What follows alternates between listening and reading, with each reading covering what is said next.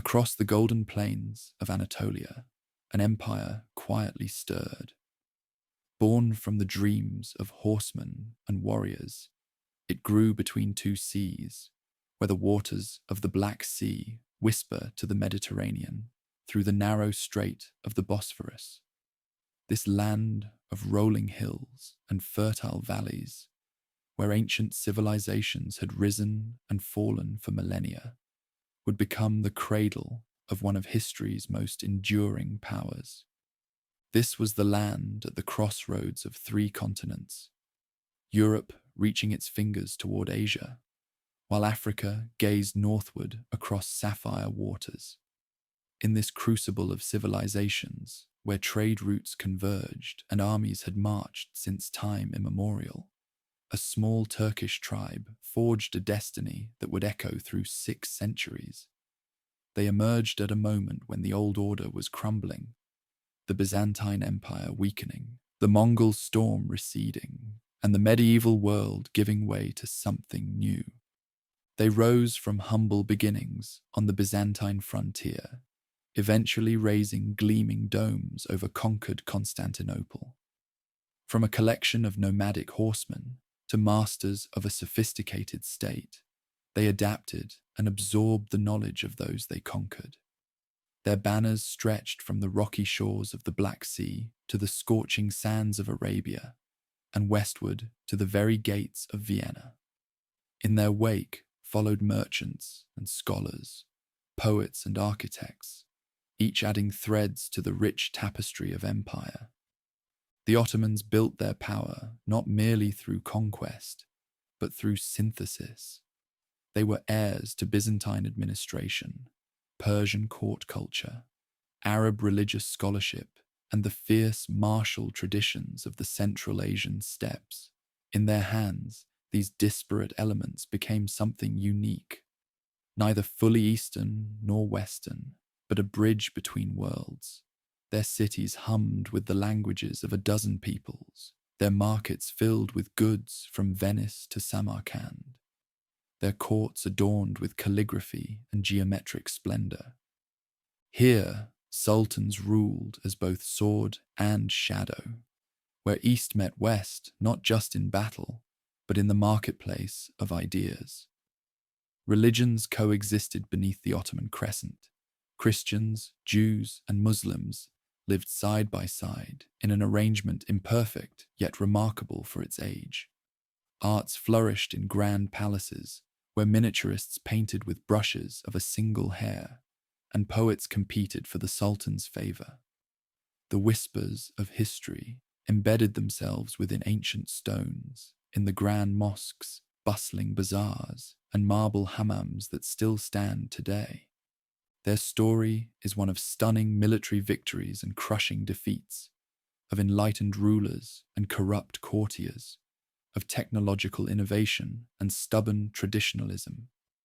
It is a tale of an empire that expanded rapidly in its youth, stabilized in its prime, and declined slowly in its old age, following the arc that seems common to all great powers.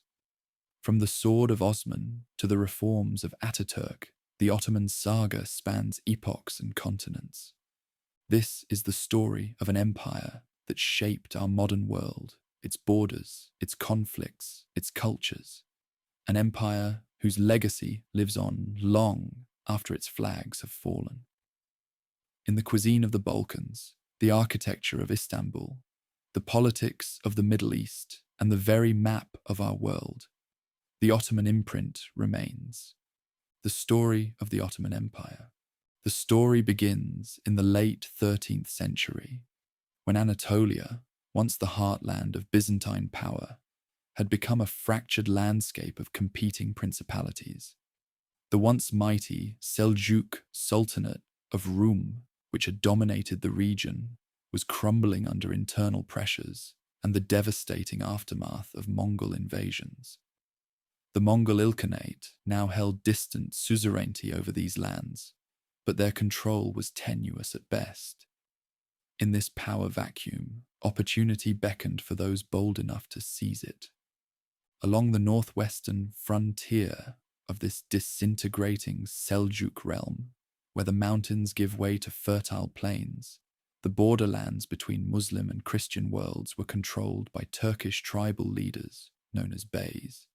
These frontier lords commanded bands of mounted warriors called ghazis, men who combined religious zeal with the practical aim of securing plunder and land.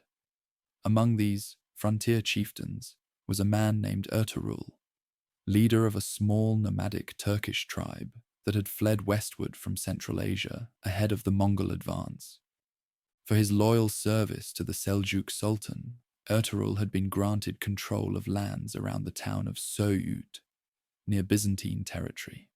Here, his people gradually transitioned from nomadic herders to settled farmers and frontier raiders.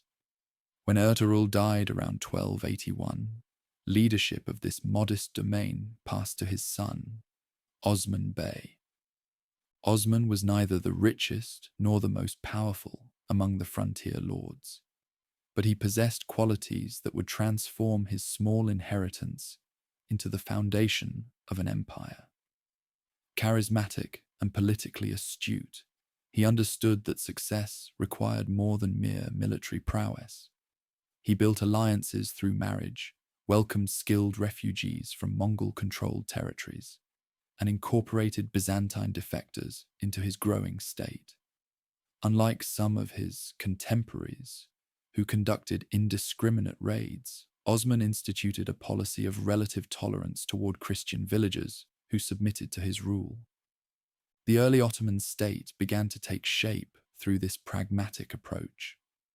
Christians who submitted peacefully were protected and taxed, while those who resisted faced the full force of Osman's growing army. Local Greek, Armenian, and Turkish peasants often preferred Ottoman rule to that of the Byzantine landlords or other Turkish beyliks, finding Osman's taxation policies less burdensome. This pattern, military expansion combined with administrative incorporation of conquered peoples, would become a hallmark of Ottoman statecraft. Ottoman tradition recounts a dream that came to Osman early in his rise to power, a vision that has become central to the foundation myth of the empire. In this dream, he saw a great tree growing from his loins, its branches and leaves extending to cover much of the known world. Beneath its shade stood mountains, the Caucasus, the Atlas, the Taurus, and the Balkans. From the roots of this tree flowed 4 rivers, the Tigris, the Euphrates, the Nile, and the Danube. Ships sailed on these waters, cities rose on their banks, and the crescent moon shone over all. When Osman related this dream to Sheikh Edebali, a revered Sufi mystic whose daughter he wished to marry, the holy man interpreted it as a divine promise of imperial destiny. Whether historical or apocryphal, this dream narrative served an important purpose. It provided divine sanction for Ottoman rule and positioned Osman's descendants as rightful heirs to a God-ordained mission. The dream would be invoked repeatedly throughout Ottoman history to legitimize the dynasty's claim to leadership of the Islamic world. Osman's early conquests were modest but strategic. He seized control of Byzantine castles and towns around Söğüt, gradually expanding his territory and attracting more warriors to his banner.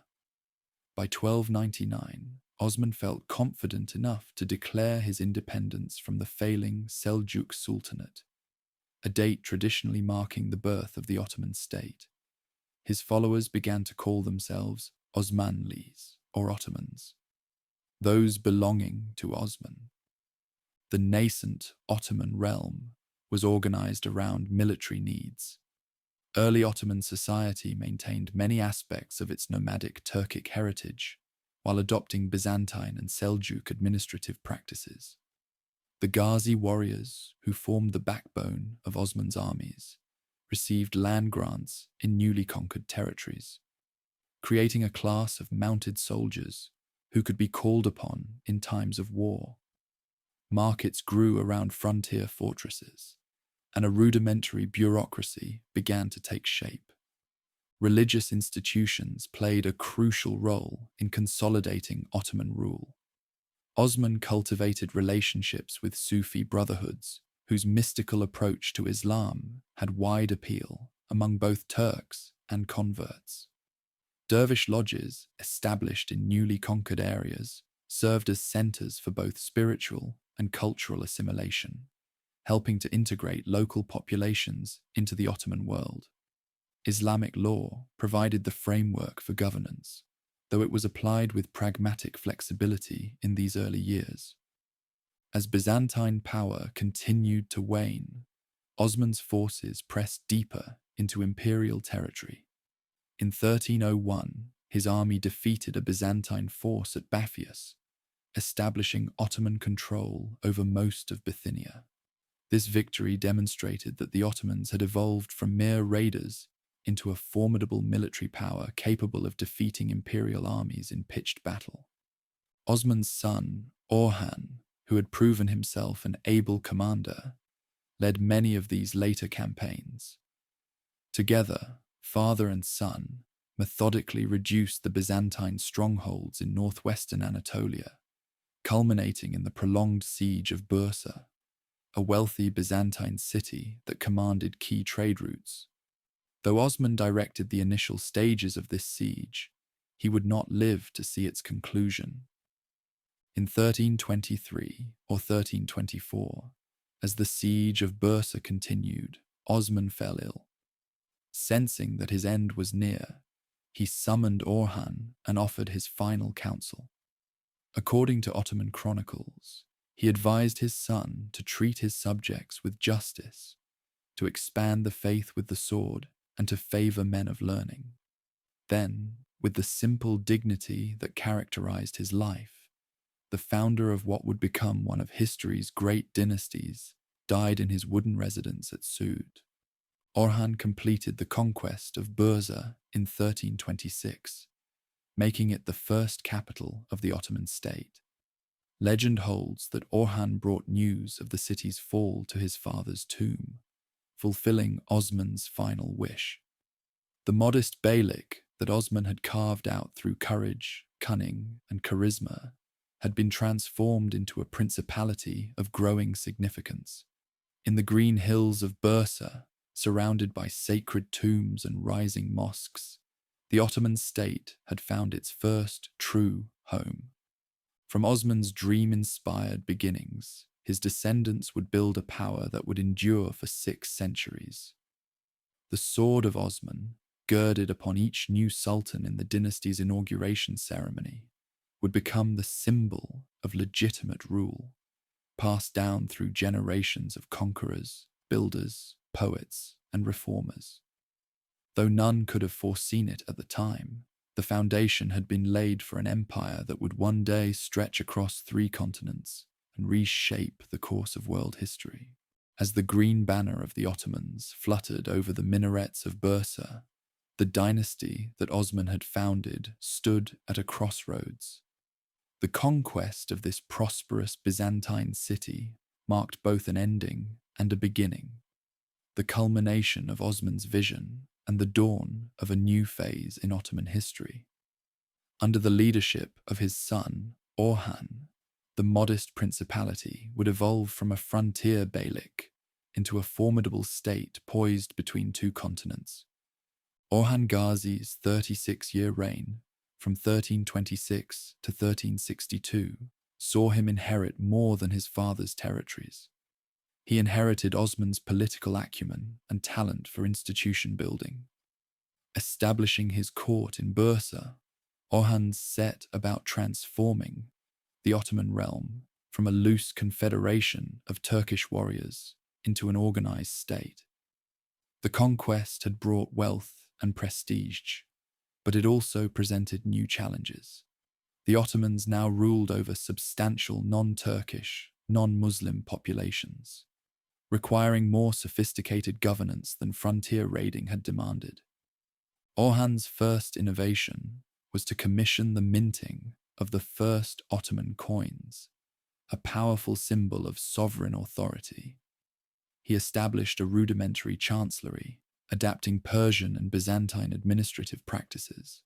In newly conquered Bursa, he converted churches to mosques but also built new religious complexes, including the magnificent Green Mosque that still stands today. These architectural projects announced the arrival of a dynasty with imperial ambitions. The Ottoman military system underwent crucial development during this period. While Ghazi cavalry remained important, Orhan recognized the need for infantry forces capable of conducting sieges and holding territory. Around 1330, he created the Yahya Corps, paid Turkish infantry soldiers who served as the first regular Ottoman military unit. More significantly, he laid the groundwork for what would become the Janissary Corps, an elite force of slave soldiers recruited from the empire's Christian subjects. This practice, formalized later as the Devshirme system, involved the periodic collection of Christian boys from rural areas.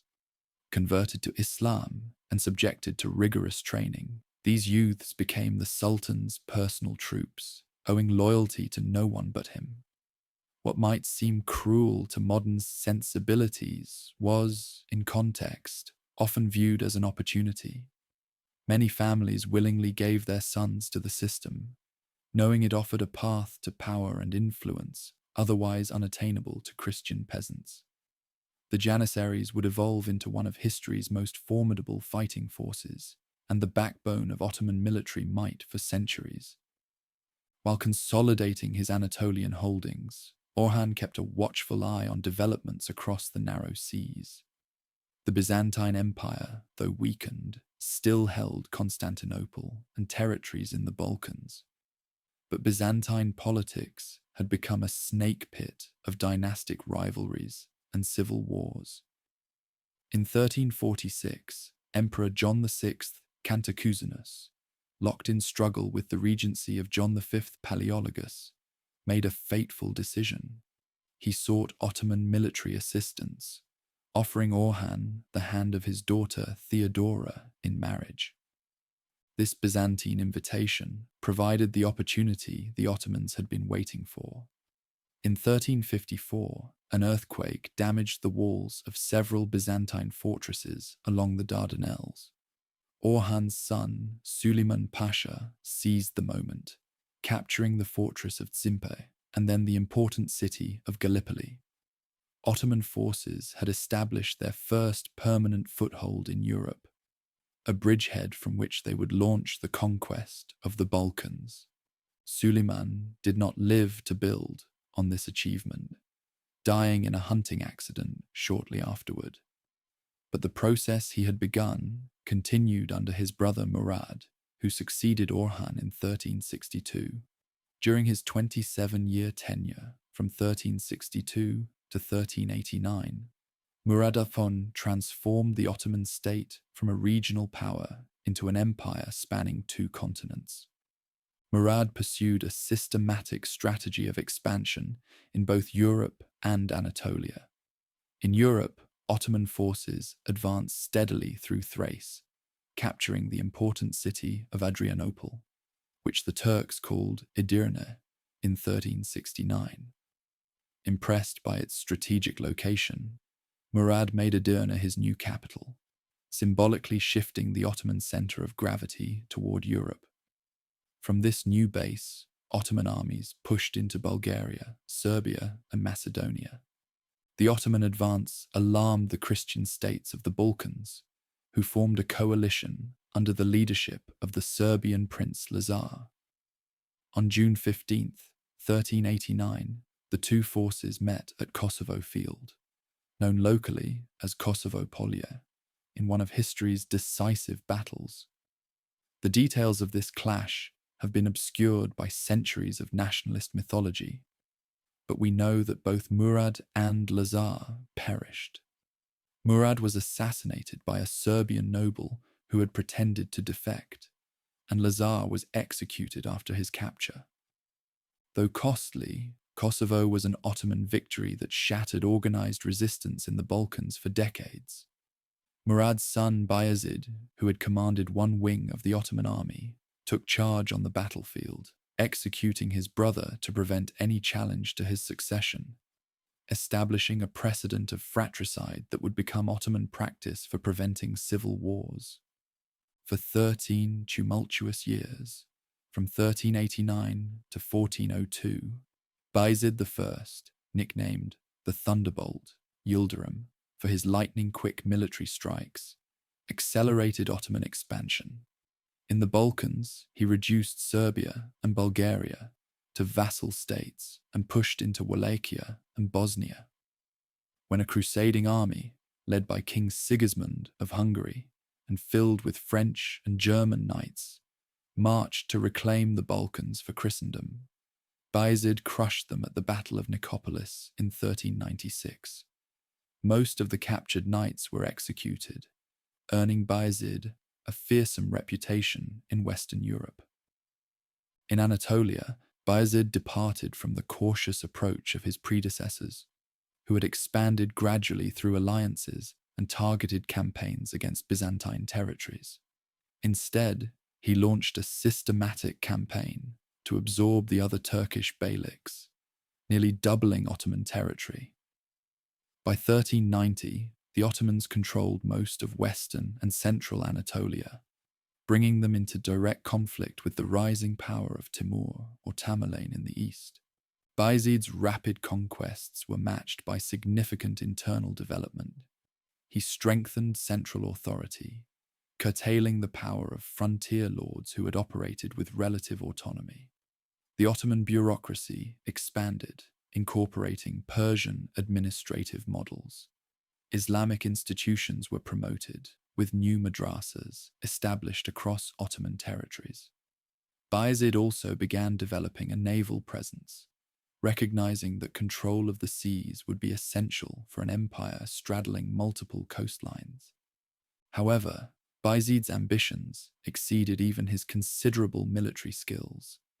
While besieging Constantinople, a goal that had eluded his predecessors, he received word that Timur's vast army was advancing into Anatolia. The Central Asian conqueror, who claimed descent from Genghis Khan and had already carved out an empire stretching from India to the Mediterranean, had been provoked by Bayezid's aggression toward his Turkish vassals. The two empires collided at Ankara on July 20th, 1402. Despite commanding a formidable force, Bayezid found himself outmatched by Timur's superior numbers and tactics. When Turkish contingents in Bayezid's army defected to Timur, resentful of Ottoman centralization policies, the battle turned into a rout. Bayezid himself was captured and, according to legend, was kept in a cage at Timur's court until his death the following year. The Battle of Ankara nearly destroyed the Ottoman state. Timur reinstated the Turkish beyliks Bayezid had conquered, divided Ottoman Anatolia among Bayezid's sons, and established his own candidate as ruler in the European territories. After Timur's departure, the Ottoman realm descended into civil war, with Bayezid's sons fighting for supremacy. This period, known as the Interregnum or Fetret Devri, lasting from 1402 to 1413, threatened to undo a century of Ottoman state building. Mehmed I, one of Bayezid's sons, eventually emerged victorious from this fratricidal struggle. With patience and political skill, he reasserted Ottoman control over both the Anatolian and European territories, though he was forced to accept the independence of some beyliks and the suzerainty of Timur's successor over parts of Anatolia. By his death in 1421, Mehmed had stabilized the Ottoman state and laid the groundwork for renewed expansion. His son, Murad II, inherited a recovered but still vulnerable empire. Throughout his 3 decades at the helm from 1421 to 1451, Murad fought to secure Ottoman borders, reassert authority over vassal states, and rebuild Ottoman institutions. In Europe, he faced determined resistance from Janos Hunyadi of Hungary and Skanderbeg of Albania, while in Anatolia, he gradually reabsorbed the independent beyliks. Though less celebrated than his predecessors or successors, Murad's patient consolidation was crucial for Ottoman recovery. The Byzantine Empire, meanwhile, had been reduced to little more than Constantinople and its immediate surroundings, surviving primarily because the Ottomans had been distracted by other challenges. In 1444, a Hungarian-led crusade threatened Ottoman control of the Balkans, but Murad decisively defeated this force at Varna, ending serious European attempts to roll back Ottoman conquests. In 1451, Murad died and was succeeded by his 19-year-old son, Mehmed II.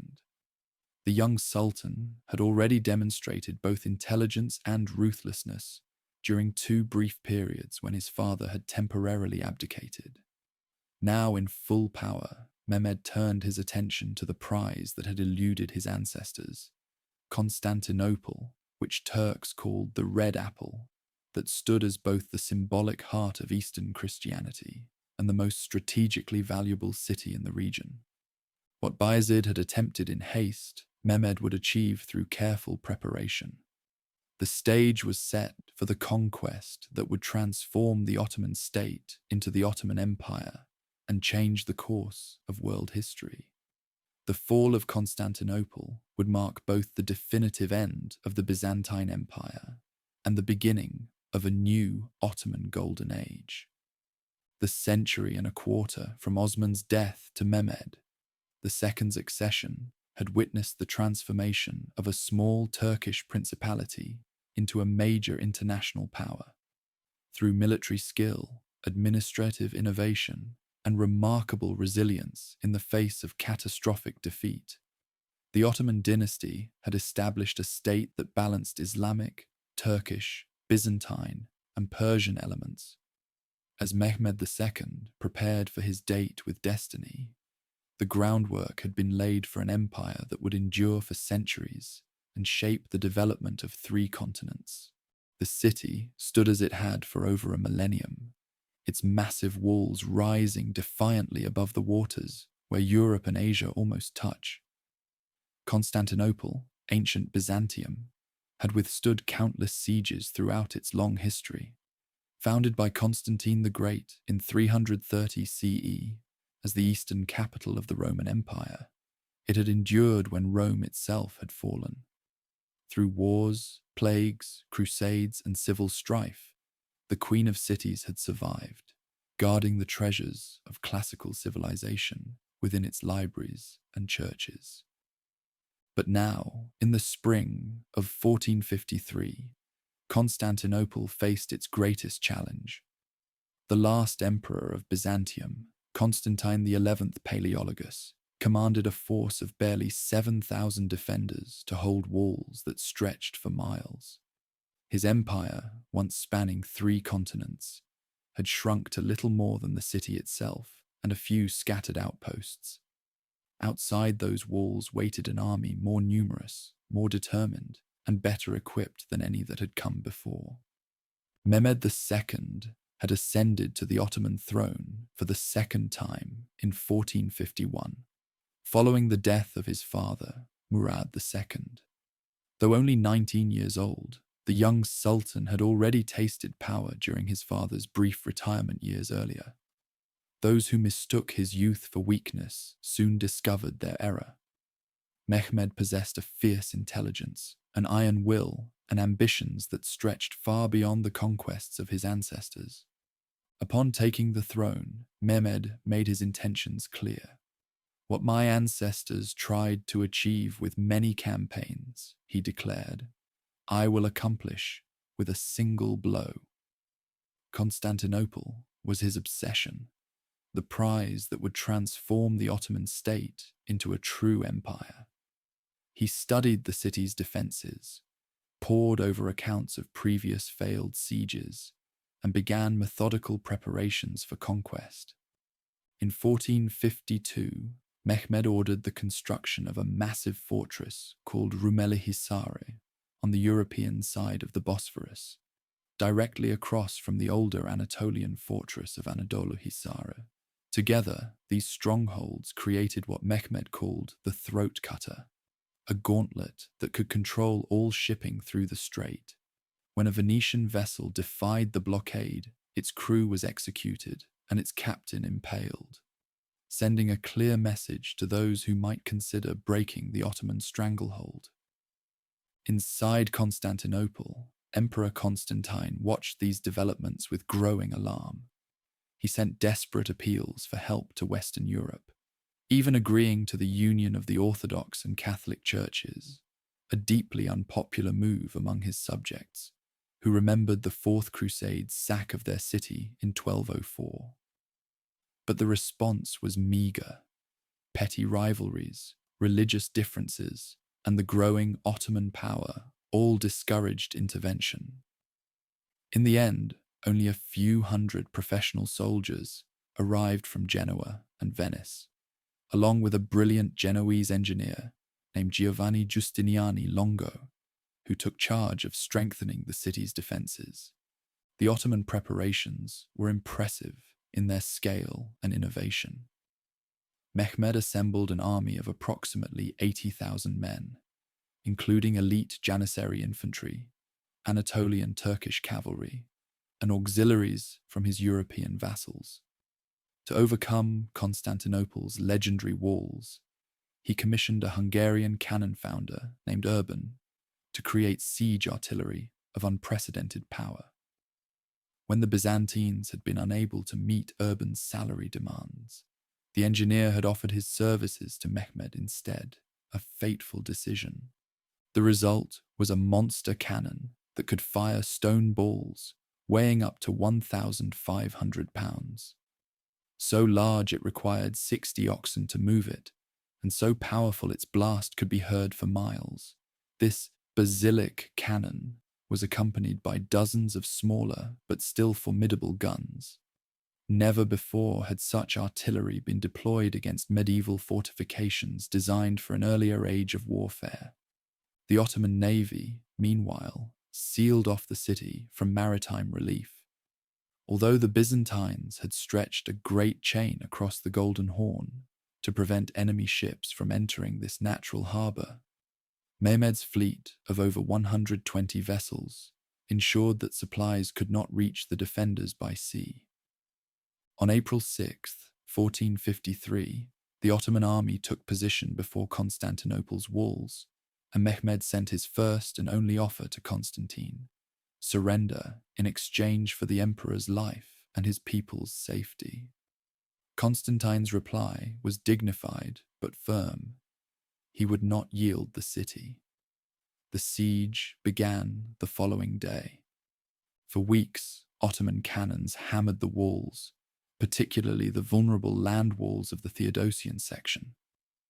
Byzantine engineers worked desperately each night to repair the damage, filling breaches with stones, wood, barrels, and even earth mixed with fabric. Several Ottoman attempts to storm these weakened sections were repulsed with heavy losses, as the defenders fought with the courage of desperation. Mehmed, facing unexpectedly stubborn resistance, knew he needed to break the harbour chain to complete his encirclement of the city. In one of history's most audacious military manoeuvres, he ordered his engineers to build a wooden track coated with animal fat. In a single night, dozens of Ottoman ships were hauled overland from the Bosphorus, across the peninsula of Galata, and lowered into the Golden Horn behind the protective chain. When dawn broke on April 22nd, the Byzantine defenders were horrified to see Ottoman ships in waters they had thought secure. Despite this setback, the defense continued. A daring night attack by the Byzantines to burn the Ottoman ships in the Golden Horn failed, resulting in the capture and execution of the brave sailors who had attempted it. Ottoman assaults on the walls were repeatedly repelled, though at a cost of irreplaceable defenders. Both sides recognized that time favored the attackers. The Byzantines were running short of men, food, and hope. By late May, the walls had been significantly weakened by constant bombardment. Mehmed called a council of war and announced his intention to launch a final, all-out assault. Before the attack, he addressed his troops, promising them the traditional 3 days of unrestricted plunder that Islamic military law permitted after a conquest. To further motivate his men, he arranged his forces to ensure competition among different units, promising special rewards to those who would be first to enter the city. Inside Constantinople, Constantine XI gathered his commanders for a final council. Knowing what the next day would bring, the last Byzantine emperor spoke movingly of the city's legacy and the duty they all shared to defend Christian civilization.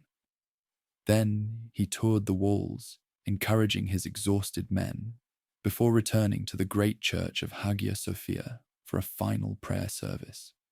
Orthodox and Catholic clergy, setting aside their differences in this desperate hour, prayed together for deliverance. The final assault began in the early morning hours of May 29th, 1453. Wave after wave of Ottoman troops hurled themselves against the walls. The first attack by irregular troops was repulsed, as was a second assault by Anatolian soldiers. Then came the Janissaries, disciplined, fanatical, and determined. Near the gate of St. Romanus, where the walls had been most heavily damaged, they focused their attack. In the midst of this desperate fighting, Giovanni Giustiniani was severely wounded.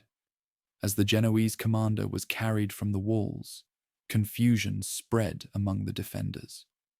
A small postern gate was left open for his evacuation, and some Ottoman troops discovered this undefended entrance. Almost simultaneously, a group of Janissaries managed to scale the walls near the Blashané Palace. As Ottoman flags appeared on the battlements, resistance collapsed in many sections. Emperor Constantine, seeing that the city was lost, reportedly cast off his imperial insignia and led a final charge against the invaders, preferring to die a soldier rather than be captured. His body was never officially identified, though Mehmed later provided a respectful burial for a corpse believed to be his. By midday, the Ottoman conquest was complete. Mehmed entered the fallen city on horseback, proceeding directly to Hagia Sophia. He stopped a soldier who was breaking up the marble floor, declaring, "Be satisfied with the booty and captives. The buildings of the city belong to me." The Sultan then ordered the great church converted into a mosque, symbolizing the Ottoman victory over Eastern Christianity. True to the customs of war, 3 days of looting followed. Priceless treasures were destroyed or carried off. Thousands of citizens were enslaved, and buildings were damaged. Yet Mehmed's ultimate vision was not destruction, but transformation. Once the sanctioned period of plunder ended, he set about rebuilding Constantinople as the new Ottoman capital.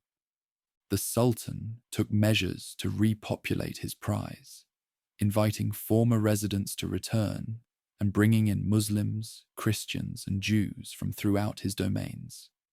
He appointed a new Orthodox patriarch, Gennadius Scholarius, guaranteeing the church's survival under Ottoman rule. Tax incentives encouraged commerce, and ambitious construction projects began to transform the skyline with Ottoman architectural elements. The city gradually became known by its Turkish name, Istanbul, though both names would be used for centuries. The conquest of Constantinople sent shockwaves through Europe. Pope Nicholas V called for a crusade, but the response was tepid. Western powers were increasingly focused on their own rivalries and the emerging opportunities of Atlantic exploration. For the Islamic world, Mehmed's victory was a cause for celebration, a fulfillment of the Prophet Muhammad's hadith that Muslims would one day conquer Constantinople. For the Ottomans, the fall of Constantinople marked a watershed. No longer a frontier principality or even a regional power, The Ottoman state had transformed into an empire with a cosmopolitan capital straddling Europe and Asia. Mehmed himself adopted the title Caesar among his many honorifics, positioning himself as the legitimate successor to the Roman emperors. The young sultan, who had gambled everything on this conquest, would go on to earn his title, the Conqueror, many times over, adding territories in the Balkans, Anatolia, and the Black Sea region to his domains. But it was for Constantinople that history would most remember him, for ending the 1,000-year Byzantine Empire and beginning a new chapter in the story of the region. As the call to prayer sounded for the first time from the minarets of Hagia Sophia, the medieval world gave way to a new order. The Eastern Roman Empire was no more. In its place stood an Ottoman Empire, poised for its golden age, ready to shape the destinies of 3 continents for centuries to come. In the decades following the conquest of Constantinople, the Ottoman Empire entered an era that historians would later call its Golden Age. From the mid-15th century through the 16th century, a series of exceptional sultans expanded Ottoman territories, developed sophisticated institutions of governance, and fostered a flowering of culture and the arts. During this remarkable period, the empire reached the zenith of its power and prosperity, standing as one of the world's most formidable states. Mehmed II, flush with his triumph at Constantinople, continued his campaigns of conquest until his death in 1481. He subdued the remaining Byzantine outposts in the Black Sea region, conquered Serbia, and pushed deep into Greece and Albania. When the Venetians challenged Ottoman naval power, he built a fleet that wrested much of the Aegean from their control. In Anatolia, he finally eliminated the independent Turkish beyliks, creating a unified Turkish state for the first time since the Seljuk era. By the time of his death, Mehmed had more than doubled Ottoman territories. The conqueror's contributions extended beyond military expansion. He reorganized the Ottoman state along more centralized lines, curbing the power of frontier lords and old Turkish families. He created a sophisticated administrative system, drawing on Byzantine, Islamic, and Turkish traditions. His law code, the Kanuname, systematized Ottoman governance, establishing clear hierarchies and regulations that would guide the empire for generations.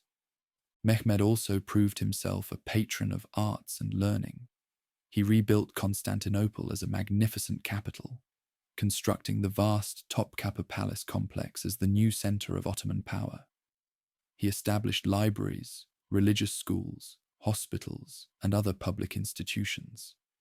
The Sultan himself was a poet of some talent and spoke several languages.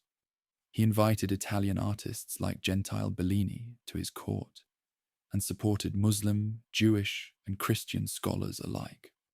After Mehmed's death, his son Bayezid II ascended to the throne, following a brief succession struggle with his brother Cem. Where his father had been a warrior sultan constantly on campaign, Bayezid was more contemplative, focusing on consolidation rather than expansion. Throughout his 3-decade tenure, from 1481 to 1512, Bayezid oversaw a period of relative peace and internal development. Bayezid strengthened Ottoman naval power, building a fleet that could challenge European maritime states across the Mediterranean. He extended welcome to thousands of Jews expelled from Spain after 1492, enriching Ottoman society with their skills in medicine, commerce, and craftsmanship. The Sultan himself was a mystic with Sufi leanings, patronizing religious foundations and scholarly works. As Bayezid aged, his sons began competing for the succession. His energetic son, Selim, governor of Trabzon, grew impatient with his father's cautious policies, particularly regarding the rising threat of Safavid Persia to the east. In 1512, supported by the Janissaries, Selim forced his father to abdicate in his favor and quickly eliminated his brothers and nephews to secure the throne. Selim Thürfsch, known as Yavuz or the Grim, transformed the empire through a series of whirlwind conquests during his brief but momentous 8-year reign from 1512 to 1520. His first target was Shah Ismail of Persia, founder of the Safavid dynasty. The Safavids promoted Shiite Islam and had gained significant support among Turkish tribes in eastern Anatolia, threatening Ottoman authority in the region. At the Battle of Chaldiran in 1514, Selim's artillery and janissary firearms proved decisive against Safavid cavalry, securing eastern Anatolia for the Ottomans and establishing the rough border between Turkey and Iran that persists to this day. Selim then turned south, defeating the Mamluk Sultanate that had ruled Egypt, Syria, and the Hejaz for centuries. In 2 campaigns of breathtaking speed, Ottoman forces conquered Syria in 1516 and Egypt in 1517. With these victories came control of Islam's holiest cities, Mecca and Medina. The last Abbasid caliph, maintained as a figurehead by the Mamluks, transferred the symbols of the caliphate to Selim, adding religious authority to Ottoman power. While this transfer was of questionable legitimacy in Islamic law, it became an important element of Ottoman claims to leadership of the Sunni Muslim world. These conquests dramatically expanded Ottoman resources and strategic position. Egypt's agricultural wealth provided enormous tax revenues. Control of the Red Sea opened trade routes to the Indian Ocean. The empire now encompassed most of the central Islamic lands, with a vastly increased Arab population alongside its Turkish and Balkan subjects. When Selim died suddenly in 1520, he left his son Suleiman a greatly expanded empire with secure borders and abundant resources.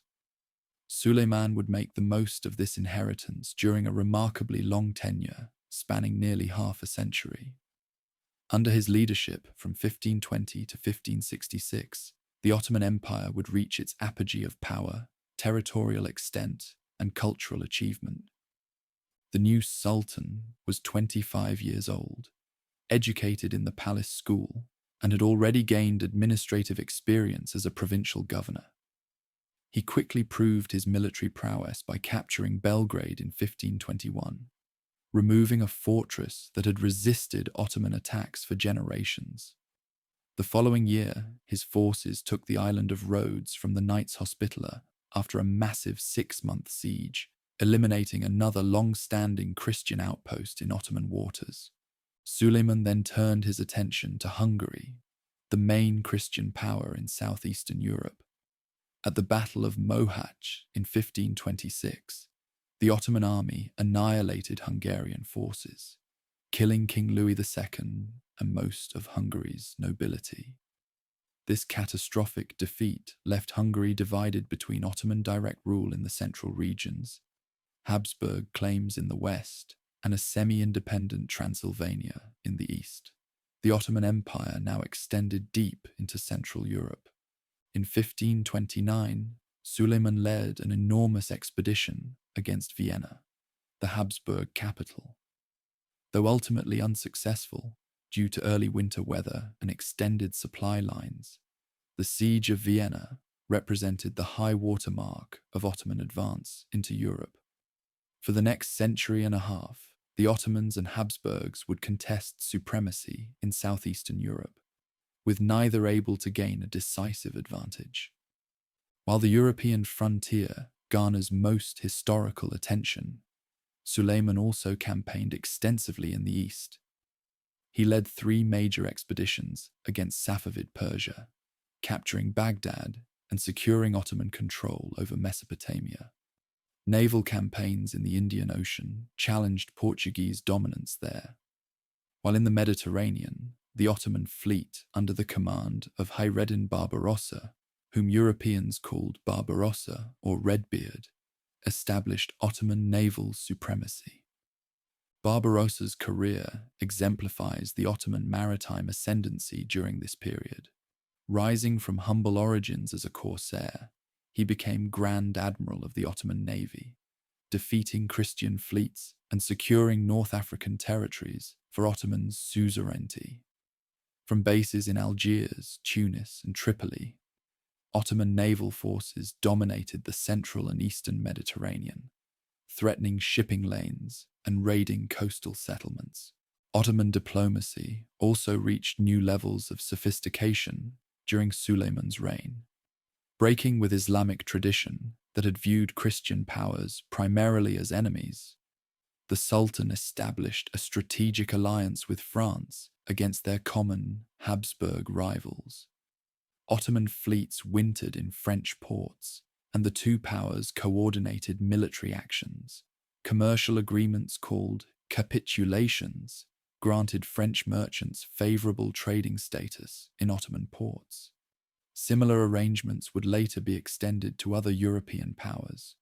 Though these agreements, initially symbols of Ottoman strength and magnanimity, would eventually become tools of European economic penetration. The Sultan's military achievements earned him the title Kanuni, meaning the lawgiver among his Turkish subjects and the magnificent in European chronicles. Yet his reign was equally significant for its domestic developments. Suleiman commissioned his chief jurist to codify and reform Ottoman law, balancing secular regulations with Islamic Sharia. This comprehensive legal system provided a framework for governing the empire's diverse populations and would endure with modifications into the 19th century. Under Suleiman, the Ottoman administrative system reached its mature form. At its heart was the palace complex, where the Sultan ruled with the assistance of the Imperial Council or Divan. This governing body included the Grand Vizier, who acted as chief minister, other viziers responsible for different aspects of governance, military commanders, and chief financial and judicial officials. A sophisticated bureaucracy staffed by men trained in the palace schools implemented policies throughout the empire. The system maintained careful balances of power. Most high officials came through the Devshirme system, owing their position directly to the Sultan rather than to aristocratic birth. This slave elite prevented the emergence of a hereditary nobility that might challenge imperial authority. Meanwhile, religious scholars, or ulama, led by the Sheikh-ul-Islam, maintained significant autonomy in religious, educational, and judicial matters, providing a counterweight to purely executive power. Provincial administration followed a similar pattern of checks and balances. Governors, appointed by the capital, administered major provinces, but were balanced by locally appointed judges and military commanders who reported directly to Istanbul. The Timar system, granting cavalrymen land rights in exchange for military service, distributed imperial authority into the countryside, while providing a military force distinct from the Janissaries. Economically, the empire thrived on its control of major trade routes connecting Europe, Asia, and Africa.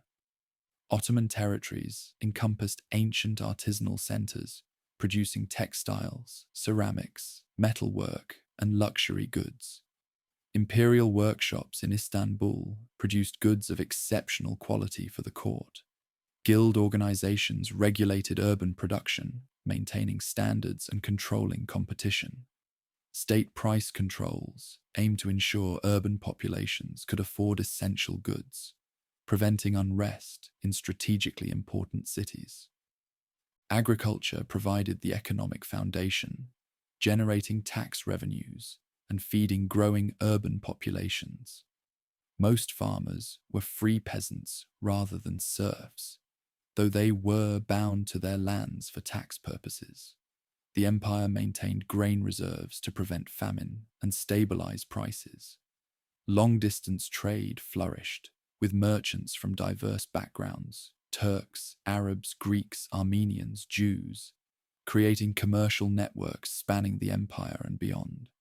This economic prosperity supported remarkable cultural and architectural achievements. No figure better represents Ottoman artistic heights than Mimar Sinan, Suleiman's chief architect. Born a Christian in Anatolia and recruited through the Devshirme, Sinan converted to Islam and rose through military engineering ranks before turning his genius to architecture. During a career spanning 50 years, he designed hundreds of structures, mosques, bridges, palaces, baths, and caravanserais throughout the empire. His masterpieces include the Shehzade Mosque, built to commemorate Suleiman's favorite son, the Suleymaniye Complex, the Sultan's imperial mosque in Istanbul, and the Selimiye Mosque in Edirne, completed when Sinan was in his 80s. These structures synthesized Byzantine spatial concepts, particularly the large central dome, with Islamic architectural traditions and Ottoman innovations. The resulting style was both distinctively Ottoman and universally impressive in its engineering sophistication and aesthetic harmony. Literature flourished equally under imperial patronage. Ottoman Turkish poetry reached its classical form, heavily influenced by Persian models, but developing its own distinctive voice. The court supported historians who documented the empire's achievements, scientists who advanced astronomical and mathematical knowledge, and religious scholars who produced sophisticated theological and legal works. Into this world of power and splendor came a figure who would profoundly influence Suleiman's later reign, Roxolana, or Hurrem Sultan. Captured in what is now Ukraine and enslaved in the imperial harem, this remarkable woman captivated the Sultan, became his legal wife, and wielded extraordinary influence. Breaking with tradition, Suleiman brought her to live with him in the main palace rather than the separate harem quarters. She bore him several children and maintained her position as his chief confidant until her death in 1558. Roxolana's rise transformed harem politics. Previously, sultans had maintained distance from their concubines once they had borne sons, preventing maternal influence over princely rivals. Roxolana changed this dynamic, remaining close to both Suleiman and her sons. She built charitable foundations, corresponded with foreign rulers, and influenced appointments and policy decisions. While some historians have portrayed her as manipulative, evidence suggests a genuine partnership with Suleiman and shared concern for imperial stability. The final decade of Suleiman's reign was marked by succession struggles among his sons. His eldest and most promising son, Mustafa, fell victim to court intrigues, possibly involving Roxolana's desire to advance her own son's interests. The Sultan ordered Mustafa's execution in 1553 during a campaign against Persia, a decision that shocked contemporaries and, some argue, marked the beginning of imperial decline. When Roxolana died in 1558, Suleiman was inconsolable. His remaining sons, Selim and Bayezid, soon turned against each other in open conflict. After Bayezid's defeat and execution, the less capable Selim remained as sole heir. By 1566, Suleiman was in his 70s, but still led his army on campaign, this time against Habsburg forces in Hungary. During the successful siege of Sigetvar, the aged Sultan died in his tent. Grand Vizier Sokolu, Mehmed Pasha, concealed the death until Selim could secure the throne, continuing the campaign as though the Sultan still lived and supervising an orderly transition of power. As Suleiman's body returned to Istanbul for burial in the magnificent tomb Sinan had designed for him, the Ottoman Empire stood at its zenith. Its territories stretched from Algeria to the Persian Gulf, from Crimea to Yemen.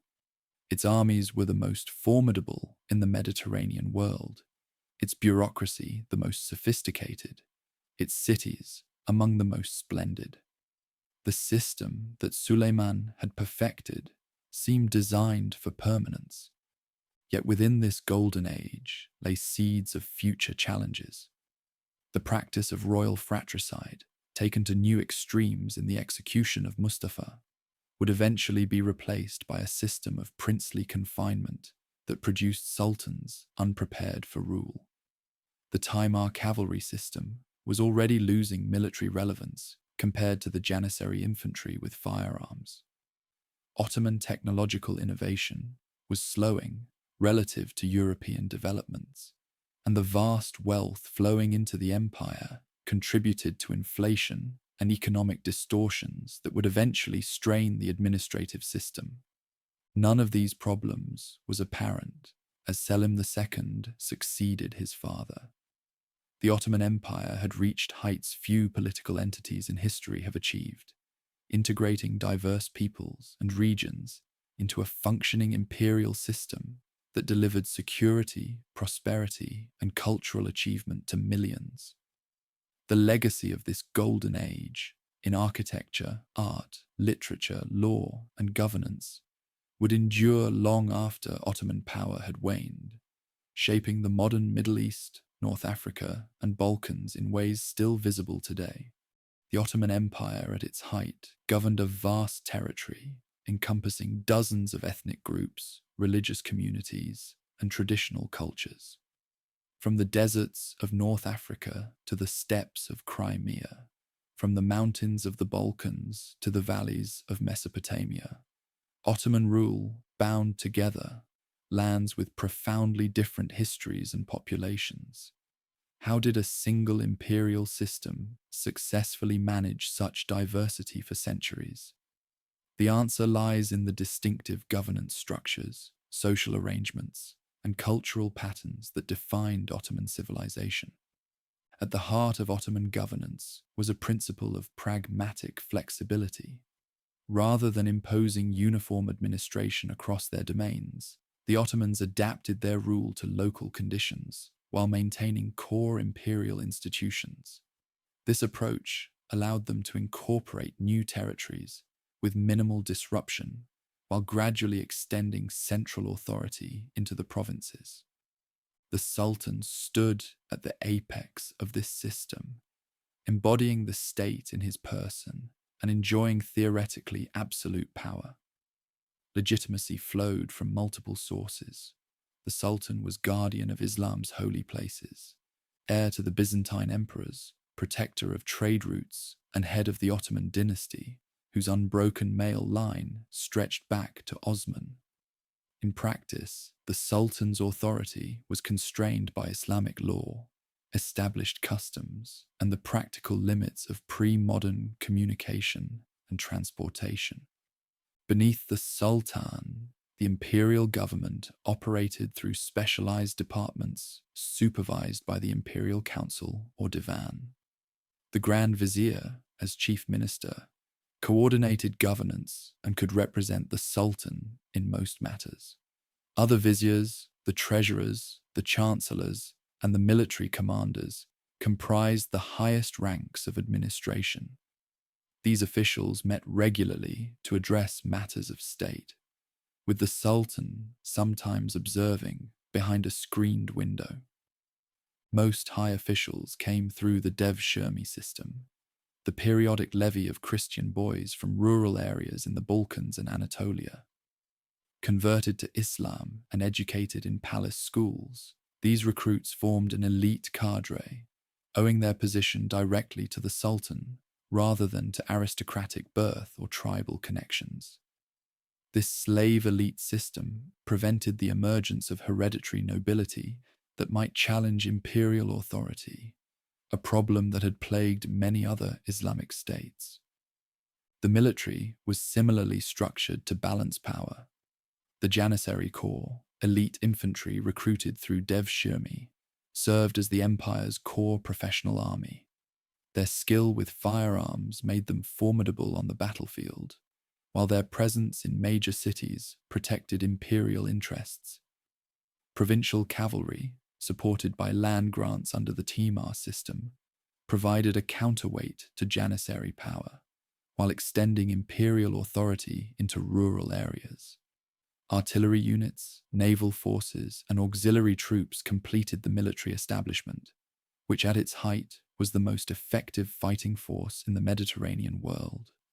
Religious institutions constituted another pillar of imperial governance. The ulama, scholars trained in Islamic law and theology, formed a distinct hierarchy headed by the Sheikh ul-Islam, who could issue authoritative legal opinions even on the sultan's actions. Religious foundations, or vakufs, administered mosques, schools, hospitals, soup kitchens, and other public services. These institutions enjoyed considerable autonomy, providing essential social services while binding diverse regions to the imperial center through networks of religious scholarship and charity. Perhaps most distinctive was the Ottoman approach to managing religious diversity through the millet system.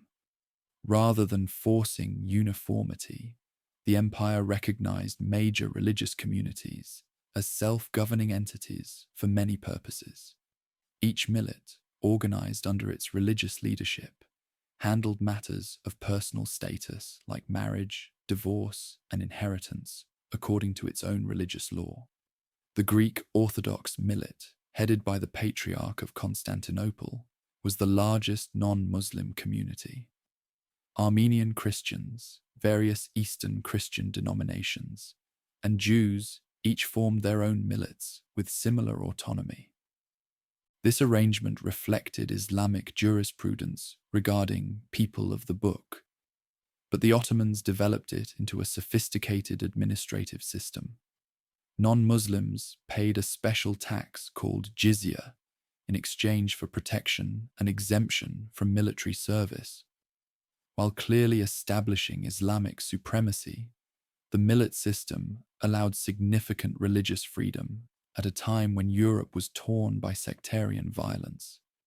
When Spain expelled its Jewish population in 1492, thousands found refuge in Ottoman lands, where Sultan Bayezid II reportedly remarked of the Spanish monarchs, "They say Ferdinand is a wise king, but he makes his lands poor and enriches mine by sending skilled Jewish refugees to Ottoman territories." The millet system exemplified a broader Ottoman approach to difference. While maintaining clear hierarchies, with Muslims above non-Muslims, Turkish above non-Turkish, and men above women, the empire created space for diversity to thrive. The Ottoman elite prided themselves on managing a complex, multicultural realm more effectively than their European rivals. A 16th century Ottoman official described the empire as a garden of many flowers, each contributing to the whole while maintaining its distinctiveness. Economically, the Ottoman Empire linked diverse production zones into an integrated imperial market, while connecting to global trade networks. The empire controlled key commercial routes between Europe and Asia, particularly after the conquest of Egypt and Syria, secured the eastern Mediterranean and Red Sea. Ottoman territories encompassed major production centers for textiles, ceramics, metalwork, and agricultural goods.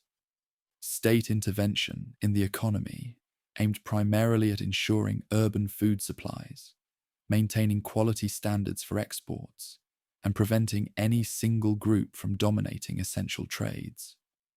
Guild organizations regulated urban production throughout the empire. These professional associations set standards, controlled entry to trades, provided social services for members, and served as intermediaries between craftsmen and the state. Guild membership crossed religious lines, with Muslims, Christians, and Jews working together in many trades. While allowing considerable autonomy, the guild system also enabled state supervision of urban economies and ensured tax collection. Agriculture remained the foundation of imperial prosperity, with most of the population engaged in farming. Peasant cultivators enjoyed protections under law and custom, and their tax obligations were generally predictable. Large-scale landholding was limited by imperial policy, which preferred small farms for both tax efficiency and military recruitment. State granaries helped stabilize food prices, preventing the worst effects of periodic shortages and maintaining urban calm. Trade networks spanned the empire, with merchants of various backgrounds creating commercial relationships across regional and religious boundaries. Greeks and Armenians dominated much of the internal trade, while Turkish, Arab, and Persian merchants maintained connections with more distant Muslim lands. Jewish communities often specialized in international commerce, maintaining ties with coreligionists in Europe and throughout the Mediterranean. By the 16th century, Ottoman cities had become major consumption centers for luxury goods from every corner of the known world. This economic integration supported a distinctive urban culture. Ottoman cities were organized around central complexes, combining mosques, markets, public baths, and educational institutions. Neighborhoods typically developed along religious lines, each clustering around its own places of worship, though commercial districts brought various communities together. Markets specialized in particular goods, from spices to textiles to metalwork, creating efficient commercial ecosystems. The Ottoman capital exemplified this urban culture at its most sophisticated. After the conquest of Constantinople, Mehmed II had rebuilt the depopulated Byzantine city as a magnificent Islamic capital, while preserving elements of its Christian heritage. Renamed Istanbul, though both names remained in use for centuries, the city was organized around great mosque complexes built by successive sultans. The skyline of domes and minarets created a visual counterpoint to the ancient churches that remained active for the Christian population. The Topkapı Palace, situated on the ancient Acropolis overlooking the confluence of the Bosphorus, the Golden Horn, and the Sea of Marmara, served as both the Sultan's residence and the administrative heart of the empire. Istanbul became one of the world's largest cities, with a population exceeding 500,000 by the late 16th century.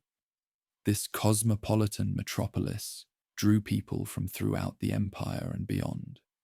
One could hear dozens of languages in its markets, from Italian to Persian, Greek to Arabic, Slavic tongues to Armenian. Each community contributed to the city's cultural life while adapting to its Ottoman context, creating a distinctive urban identity that transcended individual ethnic backgrounds. The material culture of Ottoman cities reflected this cosmopolitan sensibility. Architecture synthesized Byzantine spatial concepts with Islamic decorative traditions and Ottoman structural innovations. Textiles incorporated motifs from Persian, Chinese, Italian, and indigenous traditions. Ceramics from Iznik displayed Chinese-influenced designs executed with techniques developed in response to European porcelain. Ottoman cuisine blended Central Asian, Persian, Arab, and Balkan culinary traditions into something distinctively Ottoman, yet internally diverse. This cultural synthesis extended to intellectual life. The Ottoman court patronized scholars, poets, historians, and scientists from diverse backgrounds. Literary culture centered on Turkish, Arabic, and Persian traditions, with many educated Ottomans comfortable in all three languages. While Turkish served as the administrative language, Arabic remained the language of religion and law, and Persian the language of high culture and poetry. Ottoman Turkish poetry reached particular heights of refinement during the empire's golden age. Following Persian models, but developing distinctive forms and sensibilities, Ottoman poets created works of remarkable subtlety and technical sophistication. The poetry of figures like Baki and Fuzuli explored themes of love, both human and divine, power, beauty, and transience in language that played endlessly with double meanings and allusions. Sultan Suleiman himself, writing under the pen name Muhibi, was a poet of considerable talent. Historical writing flourished under imperial patronage, with court historians documenting Ottoman achievements for posterity. These works combined factual reporting with literary artistry and moral instruction, presenting Ottoman triumphs as evidence of divine favor while drawing lessons from setbacks. Scholars produced encyclopedic works cataloging knowledge in fields ranging from geography to botany, incorporating information from European sources alongside Islamic scholarly traditions. Religious scholarship maintained its vitality throughout this period. Sufi mystical orders, particularly the Mevlevi, known in the West as whirling dervishes, and Bektashi orders, developed distinctive practices and interpretations of Islamic spirituality. Orthodox Sunni scholars produced sophisticated legal opinions, addressing new situations confronting the empire. The interaction between mystical and legalistic approaches to Islam created a dynamic religious ecosystem that accommodated both popular piety and intellectual rigor. Science and medicine built upon earlier Islamic Golden Age achievements. Ottoman astronomical observatories made significant contributions, producing star catalogues and planetary tables of remarkable accuracy. Medical knowledge combined traditional Islamic medicine, derived from Greek sources, with empirical observations and techniques from various traditions. Ottoman surgeons developed specialized procedures for eye operations, fracture treatment, and other conditions, with illustrated medical texts displaying their advanced understanding of anatomy. The visual arts developed along distinctive lines shaped by Islamic prohibitions against figural representation in religious contexts. Calligraphy became the supreme art form, with masters developing styles of extraordinary grace and complexity for transcribing Quranic verses and poetic works. Geometric and floral designs achieved remarkable sophistication in architectural decoration, manuscript illumination, and textile patterns. While figural representation was avoided in religious contexts, Ottoman miniature painting flourished for historical manuscripts, scientific works, and literary texts, depicting court ceremonies, military campaigns, city views, and natural phenomena with meticulous detail. Music played a central role in Ottoman cultural life, from military bands to Sufi ceremonies, court entertainment to popular festivities. A sophisticated system of musical modes or makams developed, capable of expressing subtle emotional states and incorporating influences from Arab, Persian, Byzantine, and Turkish traditions. Distinctive instruments like the ney, tanbur, and kudum created the characteristic sound of Ottoman classical music, which was transmitted orally from master to student. Daily life for ordinary Ottomans varied enormously, depending on location, religion, occupation, and social status. For most, the rhythm of life followed agricultural seasons and religious calendars. Muslim, Christian, and Jewish communities each observed their own holy days and life cycle rituals, though public spaces often brought different groups together. The public bath or hammam served as a social center, as did markets, coffee houses, and gardens. Coffee culture emerged as a distinctive Ottoman social institution during the 16th century. Introduced from Yemen, coffee quickly became the empire's favorite beverage, with specialized coffee houses appearing in major cities. These establishments functioned as information exchanges, literary salons, political forums, and entertainment venues. So significant was their role that authorities occasionally closed coffee houses during periods of unrest, fearing them as centers of dissent. Family life centered on the household, which often included extended family members and, in wealthy homes, servants or slaves. Marriage patterns varied by religion and region, but most households operated under patriarchal authority. Women's experiences ranged widely depending on class and location. Elite women could exercise significant influence through family connections and economic activities, while peasant women worked alongside men in agricultural production. Though gender segregation was the norm in public spaces, women maintained active social networks within gender-appropriate contexts. Popular entertainment included shadow puppet theatres presenting satirical stories, public storytellers recounting epic tales, and sporting events like oil wrestling and archery competitions. Religious festivals brought communities together for processions, feasts, and celebrations. The sultans staged elaborate public ceremonies for circumcisions, weddings, and military victories, distributing food and gifts to cement popular loyalty. Education followed different paths for different social groups.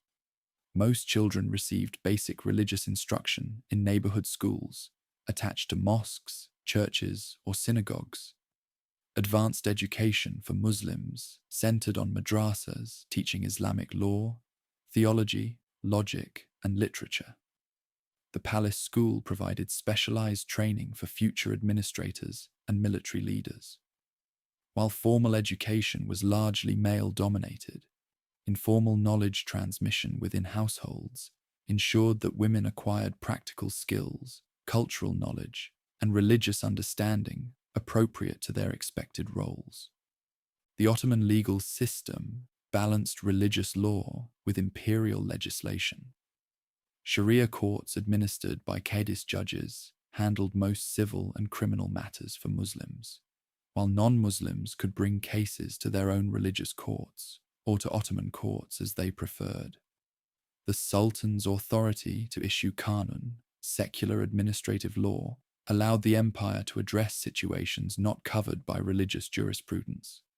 This dual system, religious and secular, provided both flexibility and legitimacy. By the mid-16th century, this complex social, political, and cultural system had reached its mature form. The Ottoman Empire had developed governance structures capable of managing extraordinary diversity while maintaining imperial cohesion. Its cultural achievements reflected both the synthesis of multiple traditions and original contributions across numerous fields. Though challenges would emerge in subsequent centuries, the foundations established during this period of Ottoman civilization would prove remarkably durable, shaping life throughout the Eastern Mediterranean world for generations to come. The strengths of this system were many. Its flexibility in incorporating diverse peoples, its balancing of central authority with local autonomy, its combination of religious legitimacy with practical governance, and its openness to cultural exchange and innovation within established frameworks. Yet these strengths contained potential weaknesses as well. The delicate balances between competing power centers could be disrupted by weak leadership. The compromise between religious ideals and pragmatic accommodations created tensions that could be exploited by purists, and the empire's vast scale made it inherently difficult to maintain uniform control as technologies and economic patterns evolved. As the 16th century drew to a close, the Ottoman Empire stood at its zenith, a sophisticated, cosmopolitan civilization spanning 3 continents. Its cultural and institutional achievements would leave an enduring legacy in regions from the Balkans to Arabia, North Africa to the Caucasus. Even as challenges emerged in subsequent centuries, the fundamental patterns of Ottoman governance and culture established during this golden age would continue to shape the lives of millions and influence the development of successor states into the modern era. When Suleiman the Magnificent died in 1566, the Ottoman Empire stood as perhaps the world's most powerful state. Its territories stretched across 3 continents, its armies had few peers, and its culture flourished. Yet even at this moment of imperial triumph, subtle shifts were occurring that would gradually transform the nature of Ottoman power. Over the next 2 centuries, the empire would face mounting challenges, both internal and external, leading to what historians have traditionally called the period of Ottoman decline. The seeds of these challenges appeared even before Suleiman's death. His son and successor, Selim II, lacked his father's commanding presence and military experience. Known as Selim the Sot due to his fondness for wine, he preferred pleasure to governance, delegating most affairs of state to his capable Grand Vizier Sokolu Mehmed Pasha.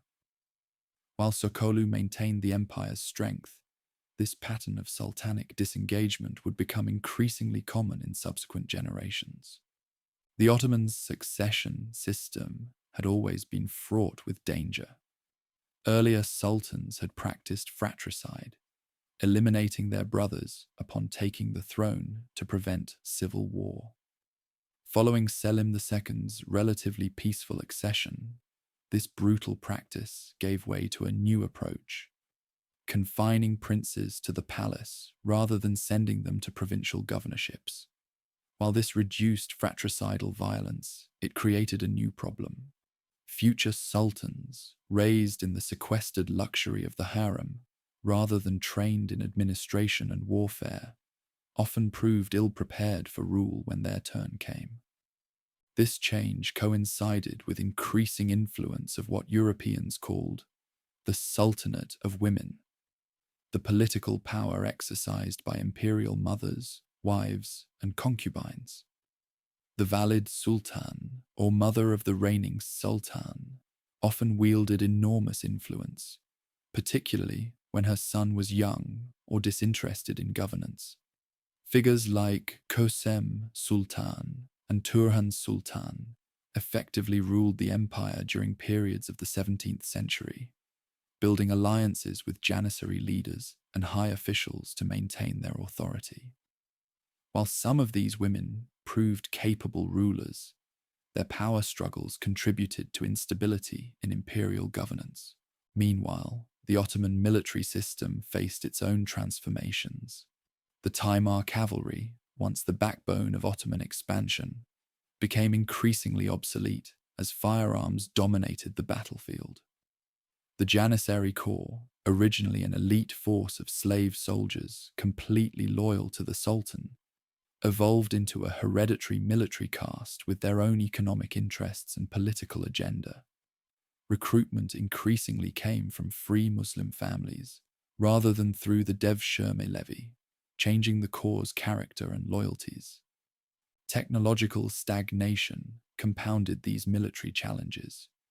Where the Ottomans had once led innovations in artillery and fortress design, they now fell behind European powers undergoing their own military revolution.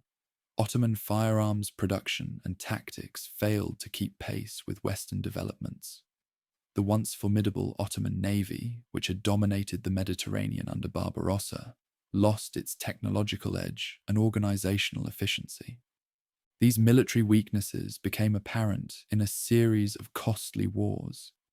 The long Turkish War with the Habsburgs between 1593 and 1606 ended in stalemate rather than Ottoman victory. A disastrous war with Persia resulted in territorial losses. Most symbolically, the naval battle of Lepanto in 1571, though strategically indecisive, had demonstrated that Ottoman fleets could be defeated by Christian powers, a psychological blow to Ottoman prestige. Economic challenges emerged alongside military setbacks. The price revolution of the 16th century, fueled partly by American silver flowing into global markets through European trade, caused severe inflation throughout Ottoman territories. Traditional price controls became increasingly difficult to maintain. The discovery of maritime routes around Africa diverted some Asian trade away from Ottoman-controlled overland routes. though this effect was more gradual than once thought. The Ottoman land regime also underwent problematic shifts. The Timar system, which had distributed land rights to cavalry soldiers, gave way to tax farming, where the right to collect taxes was auctioned to the highest bidder. While this initially increased revenue to the central treasury, it created perverse incentives. Tax farmers, seeking to maximize their profits during their limited terms, often exploited peasants beyond sustainable levels, damaging agricultural productivity and driving rural flight. Corruption became endemic in this environment. Positions within the imperial administration, once reserved for merit-based advancement through the devshirme system, were increasingly purchased rather than earned. The practice of taking gifts for appointments spread throughout the bureaucracy. Even the position of Grand Vizier sometimes went to the highest bidder rather than the most capable administrator. These internal challenges coincided with growing external threats. The Habsburg and Russian empires, Ottoman rivals to the west and north, grew stronger through military modernization and territorial expansion. Safavid Persia to the east remained a formidable opponent. European commercial penetration of Ottoman markets intensified, with merchants operating under the protection of capitulation agreements that increasingly favored foreign interests over domestic producers. Yet despite these mounting pressures, the Ottoman Empire demonstrated remarkable resilience. Periods of crisis alternated with episodes of revival and reform. Under the guidance of capable Grand Viziers from the Köprülü family in the latter half of the 17th century, imperial administration was temporarily restored to effectiveness. Ahmed Köprülü led Ottoman forces in the conquest of Crete, culminating a decades-long struggle with Venice for control of the Mediterranean island. The empire's territorial reach actually continued to expand in some regions even during this period of supposed decline. The Ottoman frontier pushed deeper into Ukraine and Poland-Lithuania, with vassal states like the Crimean Khanate extending imperial influence to the northern Black Sea shores. In 1683, Ottoman forces under Grand Vizier Kara Mustafa Pasha mounted a massive expedition against Vienna, nearly capturing the Habsburg capital before being repulsed by a coalition of European powers. This failed siege marked a turning point, however. The counteroffensive launched by the Holy League of Austria, Poland, Venice, and Russia inflicted a series of devastating defeats on Ottoman armies. The Treaty of Karlowitz in 1699, ending the Great Turkish War, represented the first major territorial losses for the empire. Hungary and Transylvania passed to Habsburg control, while Venice gained territories in Greece, and Poland and Russia secured lands in Ukraine and the northern Black Sea region. These defeats shocked Ottoman elites into recognition that traditional methods were no longer sufficient. The early 18th century saw the first systematic attempts at military and administrative reform, inspired partly by European models. During the Tulip era under Sultan Ahmed III and his Grand Vizier, Ibrahim Pasha, the empire opened its first printing press publishing in Turkish, established new military training programs, and sent the first Ottoman ambassadors to European capitals to study Western techniques. These early reform efforts produced mixed results. Conservative reactions, particularly from religious scholars and Janissary corps members whose privileges were threatened, often reversed innovations. The Janissary rebellion of 1730, for instance, overthrew Ahmed III and ended the Tulip era reforms. This pattern of reform, attempts followed by conservative backlash, would characterize much of the 18th century, creating a halting, inconsistent modernization process. The geopolitical environment grew increasingly challenging. Russian power expanded dramatically under Catherine the Great, bringing direct pressure on Ottoman territories around the Black Sea. The disastrous Russo-Turkish War of 1768 to 1774 ended with the Treaty of Küçükkaynarca, which granted Russia access to the Black Sea, conceded territory in Crimea, and allowed Russian ships passage through the Bosphorus and Dardanelles. Most ominously, the treaty gave Russia the right to protect Orthodox Christians in Ottoman lands, providing a pretext for future interventions. Equally threatening was the rise of nationalist sentiment among the empire's subject peoples, particularly in the Balkans. Greek, Serbian, and Bulgarian cultural revivals, influenced by Enlightenment ideas filtering in from Europe, increasingly challenged Ottoman authority. The French Revolution further spread concepts of nationalism and popular sovereignty that undermined traditional imperial legitimacy based on dynastic and religious authority.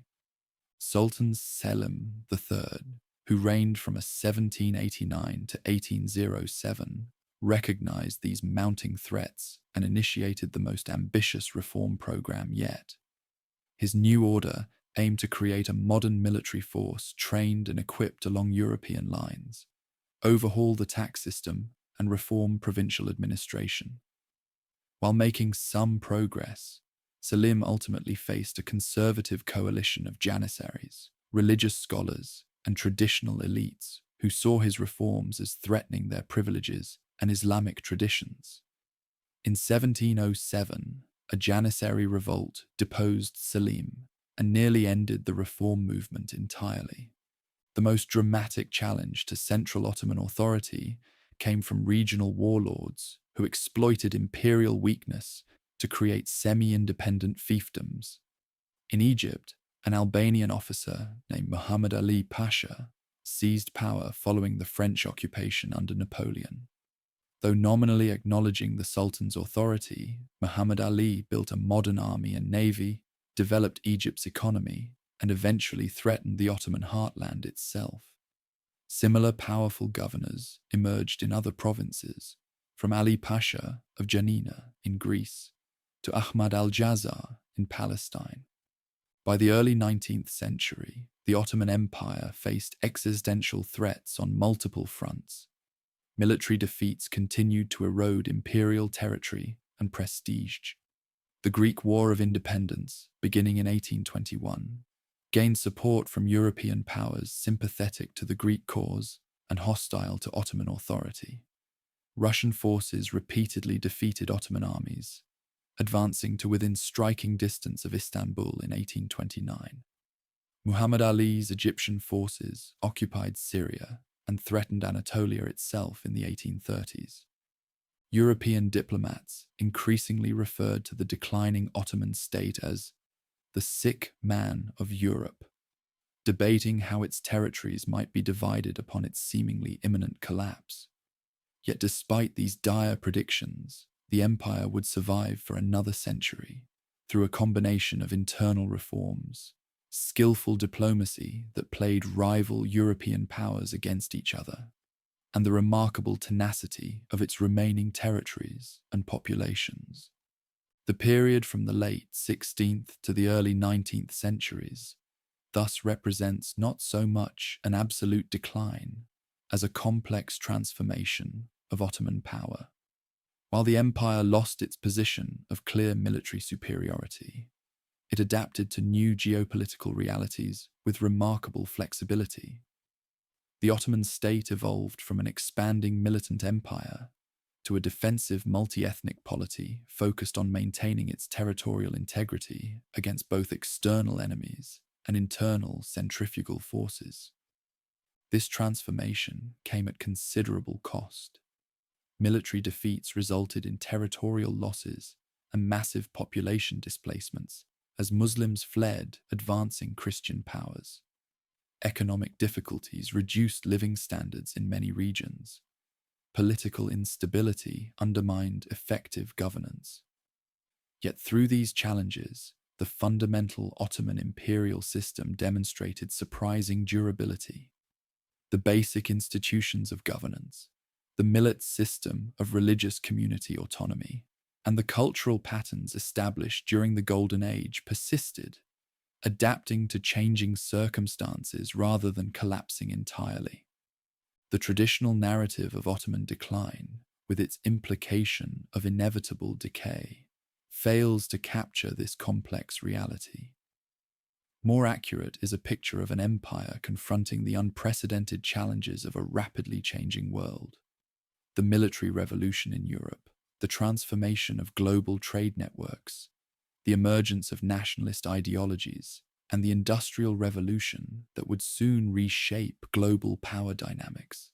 That the Ottoman Empire survived these challenges at all, when many contemporary states did not, testifies to the resilience of the structures established during its formative periods.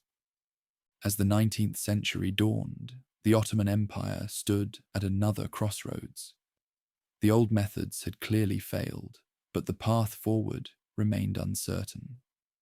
The next phase of Ottoman history would be defined by ambitious attempts at systematic modernization and reform, efforts that would transform the empire in ways its founders could never have imagined. Whether these transformations would preserve the Ottoman state or accelerate its dissolution remained to be seen. As the 19th century dawned, the Ottoman Empire faced a stark reality. Its armies, once the terror of Europe, had suffered repeated defeats. Its territories were shrinking under pressure from European powers and nationalist movements. Its economy struggled against foreign competition and internal weaknesses, yet the empire refused to die.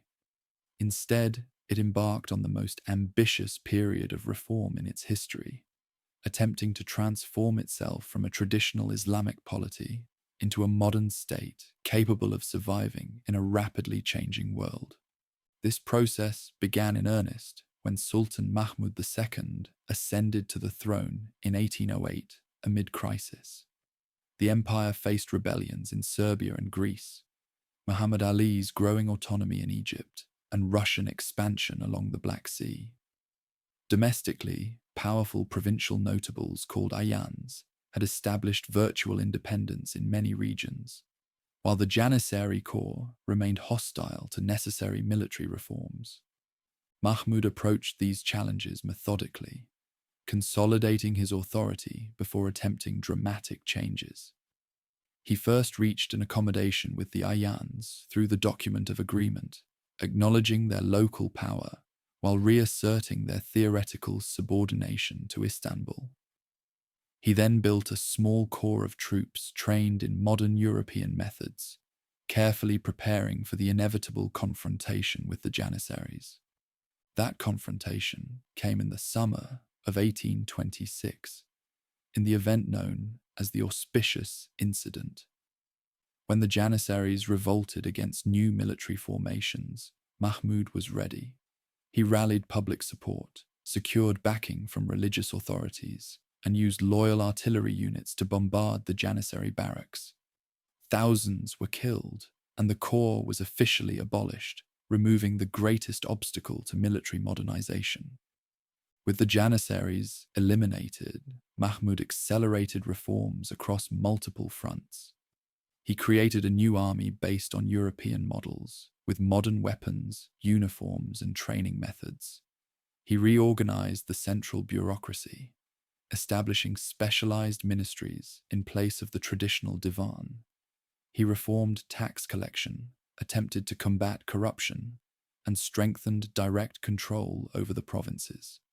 Even his appearance signaled change, as he adopted European-style clothing and trimmed his beard according to Western fashion.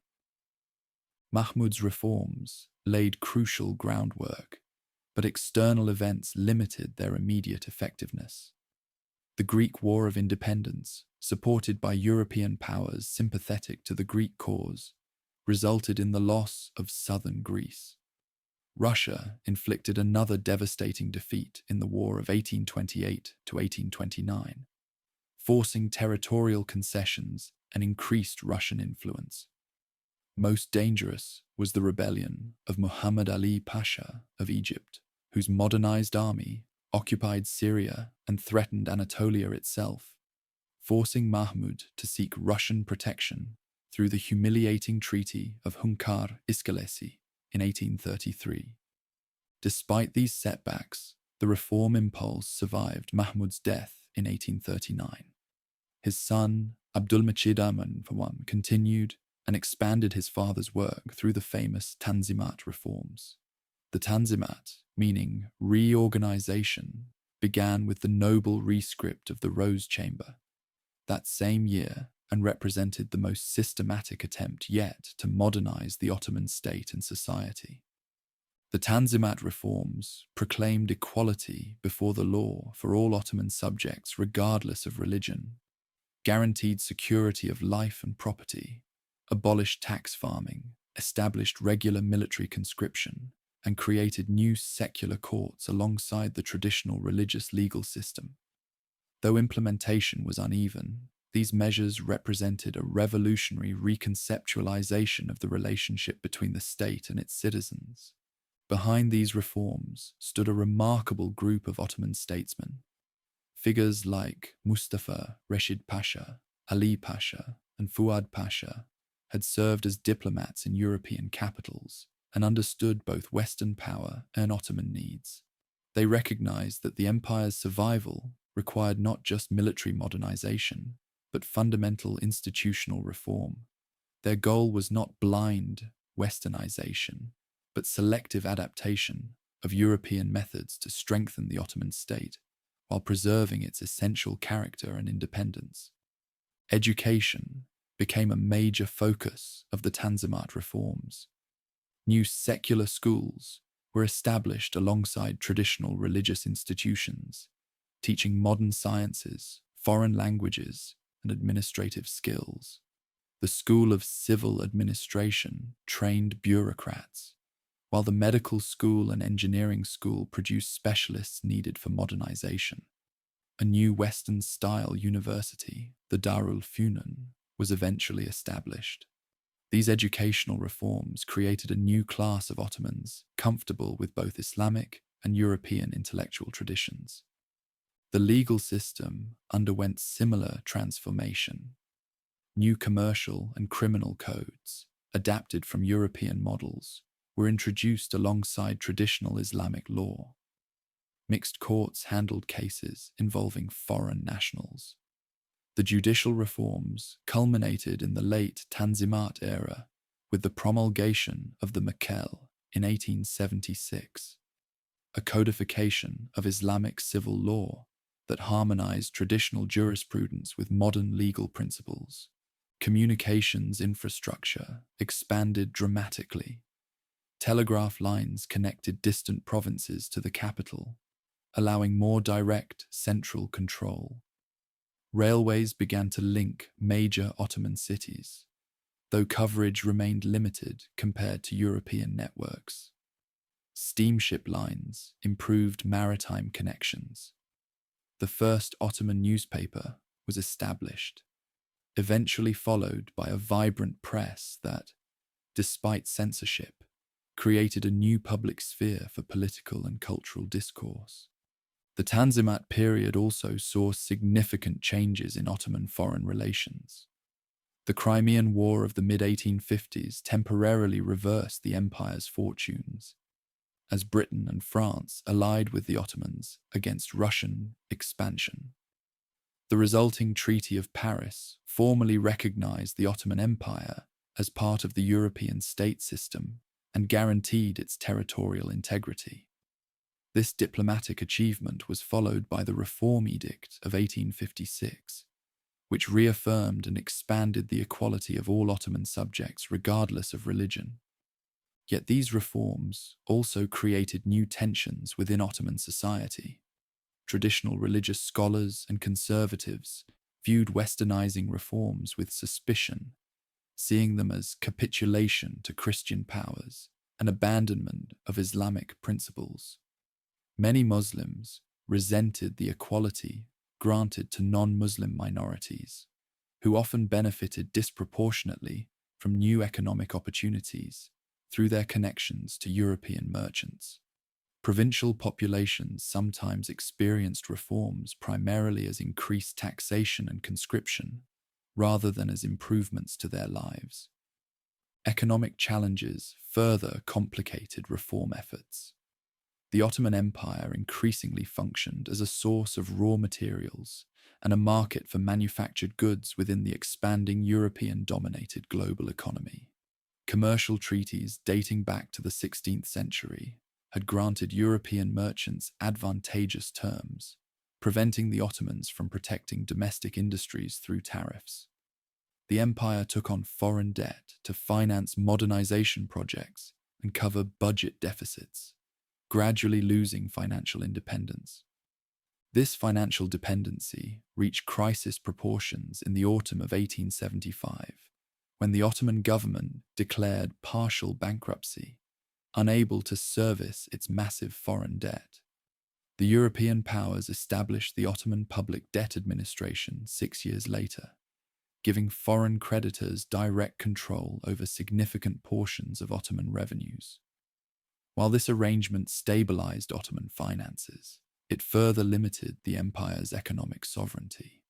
The mid-19th century also saw the emergence of new intellectual currents among Ottoman elites, a group known as the Young Ottomans, including figures like Namık Kemal, Ibrahim Shinasi, and Ziya Pasha, advocated constitutional government and greater political freedoms, while seeking to reconcile Islamic principles with modern political concepts.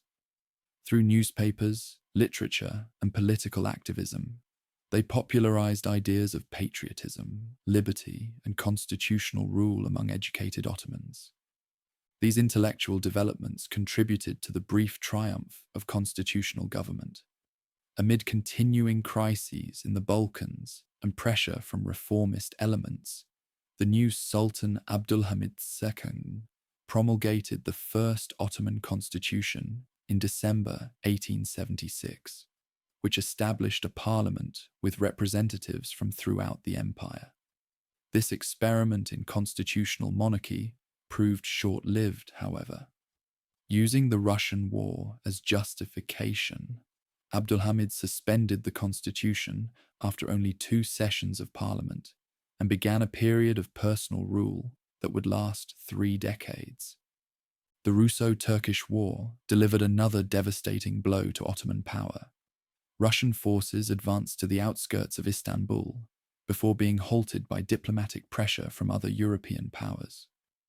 The resulting Treaty of San Stefano imposed harsh terms, creating a large Bulgarian state under Russian influence and recognizing the independence of Serbia, Romania, and Montenegro. Though the subsequent Congress of Berlin, organized by the European powers, moderated some of these losses, the empire still surrendered significant territories in the Balkans, the Caucasus, and eastern Anatolia. These territorial losses triggered massive population movements. Hundreds of thousands of Muslims fled from Russian and newly independent Balkan territories to remaining Ottoman lands, creating a refugee crisis and fundamentally altering the demographic composition of the empire. The Ottoman state, now more concentrated in Anatolia and the Arab provinces, became more predominantly Muslim than ever before. For 33 years, from 1876 until his deposition in 1909, Sultan Abdülhamid II developed a distinctive approach to governance in response to these challenges. While continuing administrative modernization and economic development, he abandoned the liberal political aspects of the Tanzimat reforms. His reign combined centralization of power, modernization of infrastructure, Islamic religious emphasis, and repressive measures against dissent. Abdülhamid made effective use of modern technology to strengthen his control. He expanded telegraph networks to maintain direct communication with provincial officials. Photography was employed to document public works and project imperial power. The railway system grew substantially, improving both economic integration and military mobility. Educational reforms continued. producing a new generation of technically trained Ottoman officials, officers, and professionals. The Sultan emphasized his role as caliph, or religious leader of Sunni Muslims worldwide, more than his predecessors had done. This pan-Islamic policy served multiple purposes. It strengthened loyalty among Muslim subjects, positioned the empire as protector of Muslims beyond its borders, and countered European influence by appealing to religious solidarity. Abdulhamid cultivated relationships with Muslims in British India, Russian Central Asia, and Southeast Asia, creating concern among colonial powers about potential Muslim uprisings. Yet alongside these innovations came growing repression. Censorship tightened, political opposition was suppressed, and an extensive spy network monitored potential dissidents. Liberal intellectuals fled into exile, continuing their advocacy for constitutional government from Paris, Geneva, Cairo, and London. Ottoman embassies were tasked with tracking these dissidents, whose publications were smuggled back into the empire despite official bans. The most significant opposition movement to emerge during this period was the Committee of Union and Progress, commonly known as the Young Turks. Growing from student activism at the empire's medical and military academies, this movement initially brought together Turks, Arabs, Albanians, Circassians, and others, united by opposition to Abdulhamid's autocracy and commitment to constitutional governance.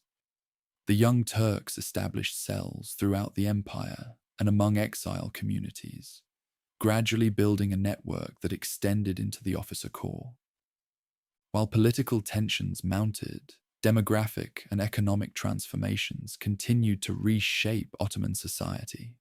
Cities grew as rural migrants sought economic opportunities and refugees resettled from lost territories. Istanbul, Izmir, Beirut, and Salonika developed more modern infrastructure, with tramways, gas lighting, and Western-style buildings. An emerging middle class adopted European consumption patterns and cultural habits, while maintaining distinctively Ottoman identities. The empire's religious and ethnic composition changed significantly due to territorial losses, refugee flows, and varying birth rates among communities. Muslims became the clear majority, though significant Christian and Jewish populations remained, particularly in cities and certain regions. These demographic shifts influenced policy debates about the nature of Ottoman identity and the future direction of the state. Ottoman intellectual life vibrated with new ideas, despite censorship. Literature incorporated European forms while addressing Ottoman realities. Newspapers found ways to discuss social and political issues through careful phrasing and historical allegories. Scientific works introduced modern concepts while connecting them to Islamic intellectual traditions. Women writers, like Fatma Aliyeh, began publishing works addressing gender relations and social questions from an Islamic perspective. By the early 20th century, competing visions for the empire's future had crystallized among the educated elite. Ottomanism promoted a civic identity, embracing all citizens, regardless of religion or ethnicity. Islamism emphasized religious solidarity as the empire's core strength. Turkish nationalism, still in its early stages, began to foreground Turkish language and culture as the state's foundation. Western-oriented liberalism advocated European-style modernization, while socialism attracted support in industrial centers and ports. These ideological currents found expression in growing opposition to Abdulhamid's rule. During the summer of 1908, the long simmering tensions finally erupted into revolution when Ottoman army units in Macedonia, led by young Turk officers, revolted against the central government. Facing the prospect of civil war, Abdulhamid reluctantly restored the 1876 constitution, and allowed elections for a new parliament. The Young Turk Revolution triggered momentary euphoria across the empire, with Muslims, Christians, and Jews celebrating together in public displays of Ottoman unity and constitutional patriotism. The restored constitutional era quickly revealed deep tensions, however. Counter-revolutionary forces attempted to reverse the changes in the following spring, briefly succeeding before being overcome by constitutionalist troops from Macedonia. Abdulhamid was deposed in favor of his brother Mehmed V, who became a constitutional monarch with limited powers. The Committee of Union and Progress gradually consolidated control over the government, evolving from a revolutionary organization into a political party with increasingly authoritarian tendencies. External crises further complicated this turbulent period. Austria-Hungary formally annexed Bosnia-Herzegovina, which it had occupied since the Congress of Berlin. Italy invaded and annexed the Ottoman provinces of Tripolitania and Cyrenaica, modern Libya, in 1911 to 1912. Most devastatingly, the Balkan Wars swept away nearly all remaining Ottoman territories in Europe, including Salonika, Adrianople briefly, and Albania. Only a small foothold around Istanbul remained of the empire's once vast European domains. These defeats discredited the CUP government, but also strengthened the hand of its more nationalist elements. Enver Pasha, Talat Pasha, and Kemal Pasha emerged as the dominant triumvirate, steering Ottoman policy in an increasingly Turkish nationalist direction. The liberal, multi-ethnic vision of the early Young Turk movement gave way to a more centralizing, Turkish-oriented approach, alienating Arab, Albanian, and other non-Turkish elites who had initially supported the constitutional revolution. As the 19th century gave way to the 20th, the Ottoman Empire had undergone profound transformation. Its territory had contracted dramatically, with the loss of the Balkans, North Africa, and parts of the Caucasus. Its population had become more predominantly Muslim and increasingly concentrated in Anatolia and the Arab provinces. Its governance had modernized substantially, with centralized bureaucracy, improved communications, expanded education, and rationalized legal systems. Yet fundamental questions remained unresolved. Could the empire retain its remaining territories in the face of European imperialism and growing nationalist movements? Would its constitutional system evolve toward genuine democracy or revert to authoritarian rule? Could Ottoman identity survive as a unifying force, or would religious and ethnic divisions prevail? And most urgently, how would the empire position itself in the growing tensions among European powers that would soon erupt into world war? In the summer of 1914, as Europe moved toward catastrophe, the Ottoman Empire stood at a crossroads. Despite its designation as the sick man of Europe, it had survived a century of crises through adaptation and reform.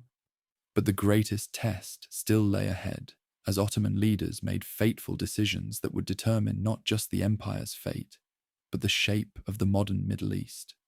On a warm summer day in 1914, two ships appeared on the horizon off Istanbul. The German battlecruiser Goeben and light cruiser Breslau, pursued by British naval forces, sought refuge in Ottoman waters.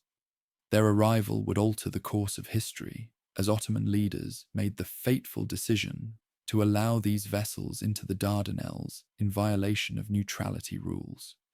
Renamed the Yavuz Sultan Selim and Midilli, and ostensibly purchased for the Ottoman navy, with their German crews now wearing fezzes as supposed Ottoman sailors.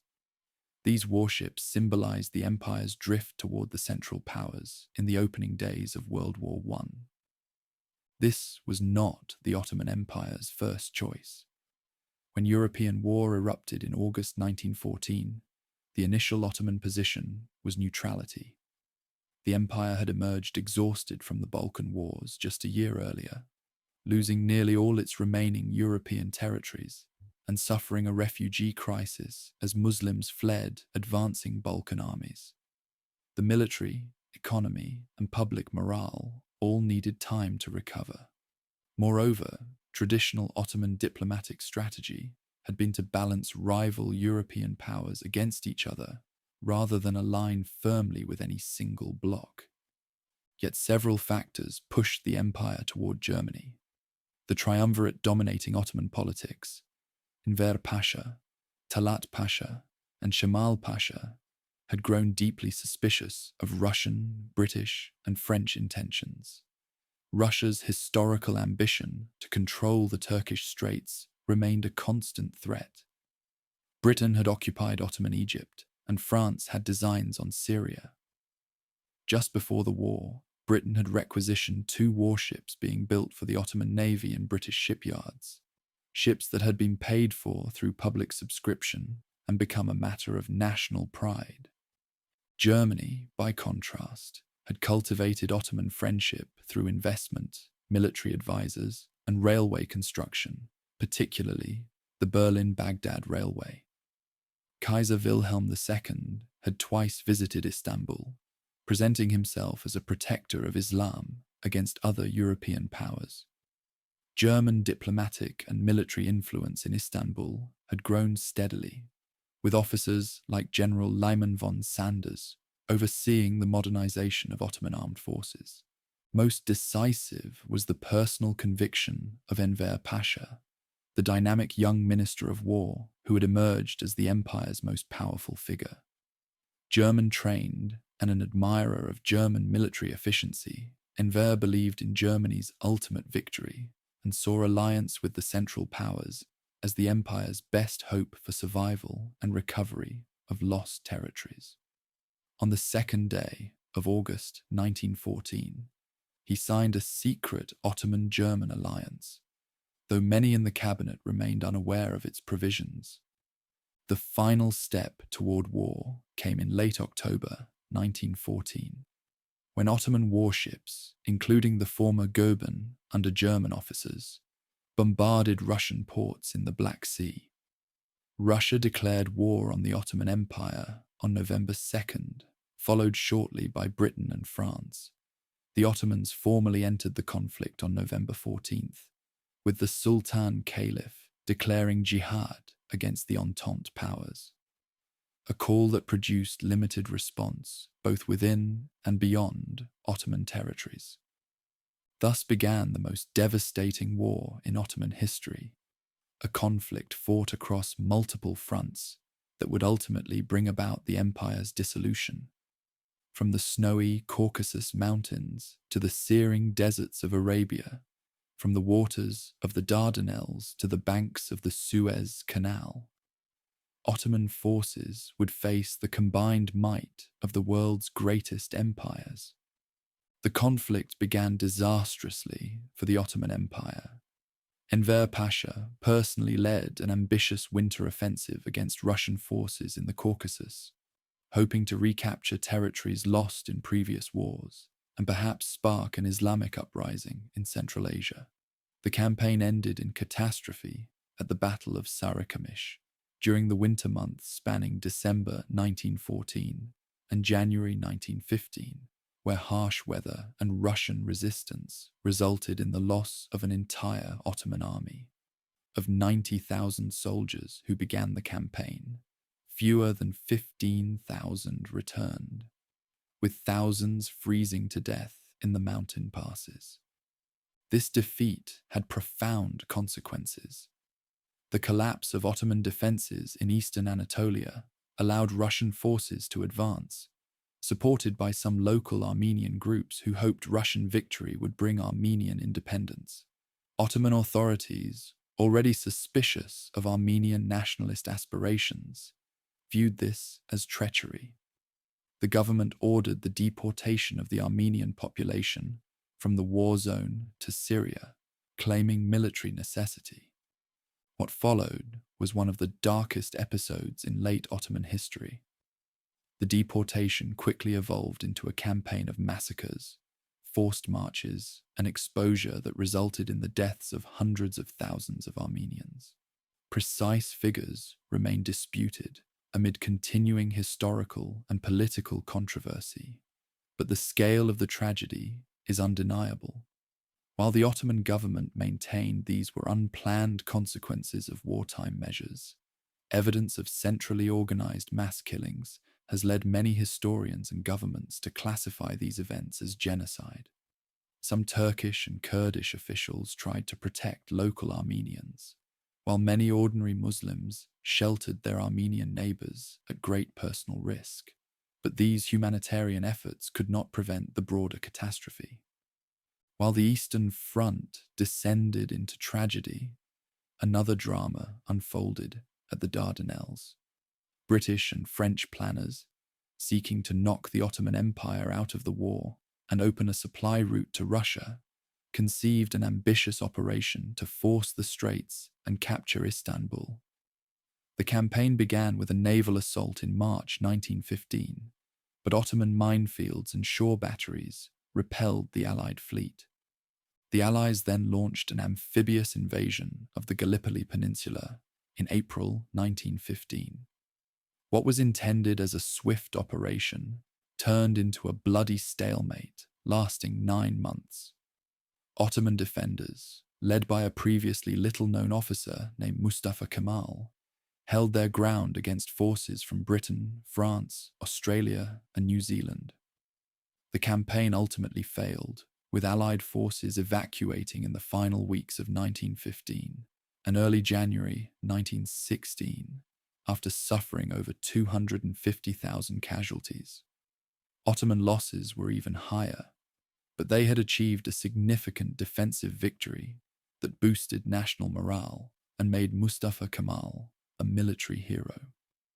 Further south, Ottoman forces moved against the Suez Canal in February 1915, hoping to sever Britain's imperial lifeline. Though this attack was repulsed, it forced Britain to maintain substantial forces in Egypt, rather than deploying them to the Western Front. A second, larger offensive the following year also failed, after which British forces began advancing into Ottoman Palestine. In Mesopotamia, British forces advancing from Basra initially met with success, capturing Baghdad by March 1917. However, during the previous year, Ottoman forces had inflicted a major defeat on the British at Kut, where an entire British army surrendered after a 5-month siege. This victory, alongside Gallipoli, demonstrated that Ottoman forces remained capable of effective resistance despite the empire's overall weakness. Perhaps most consequential for the empire's future was the Arab Revolt, which began in the early summer of 1916. Sharif Hussein bin Ali of Mecca, motivated by both Arab nationalist aspirations and British promises of post-war independence, led an uprising against Ottoman rule in the Hejaz. Though the revolt's direct military impact was limited, its symbolic significance was enormous. Supported by British officers like Lawrence of Arabia and Arab nationalist intellectuals, the revolt presented an alternative vision of post-Ottoman political organization based on Arab identity rather than Islamic unity or Ottoman patriotism.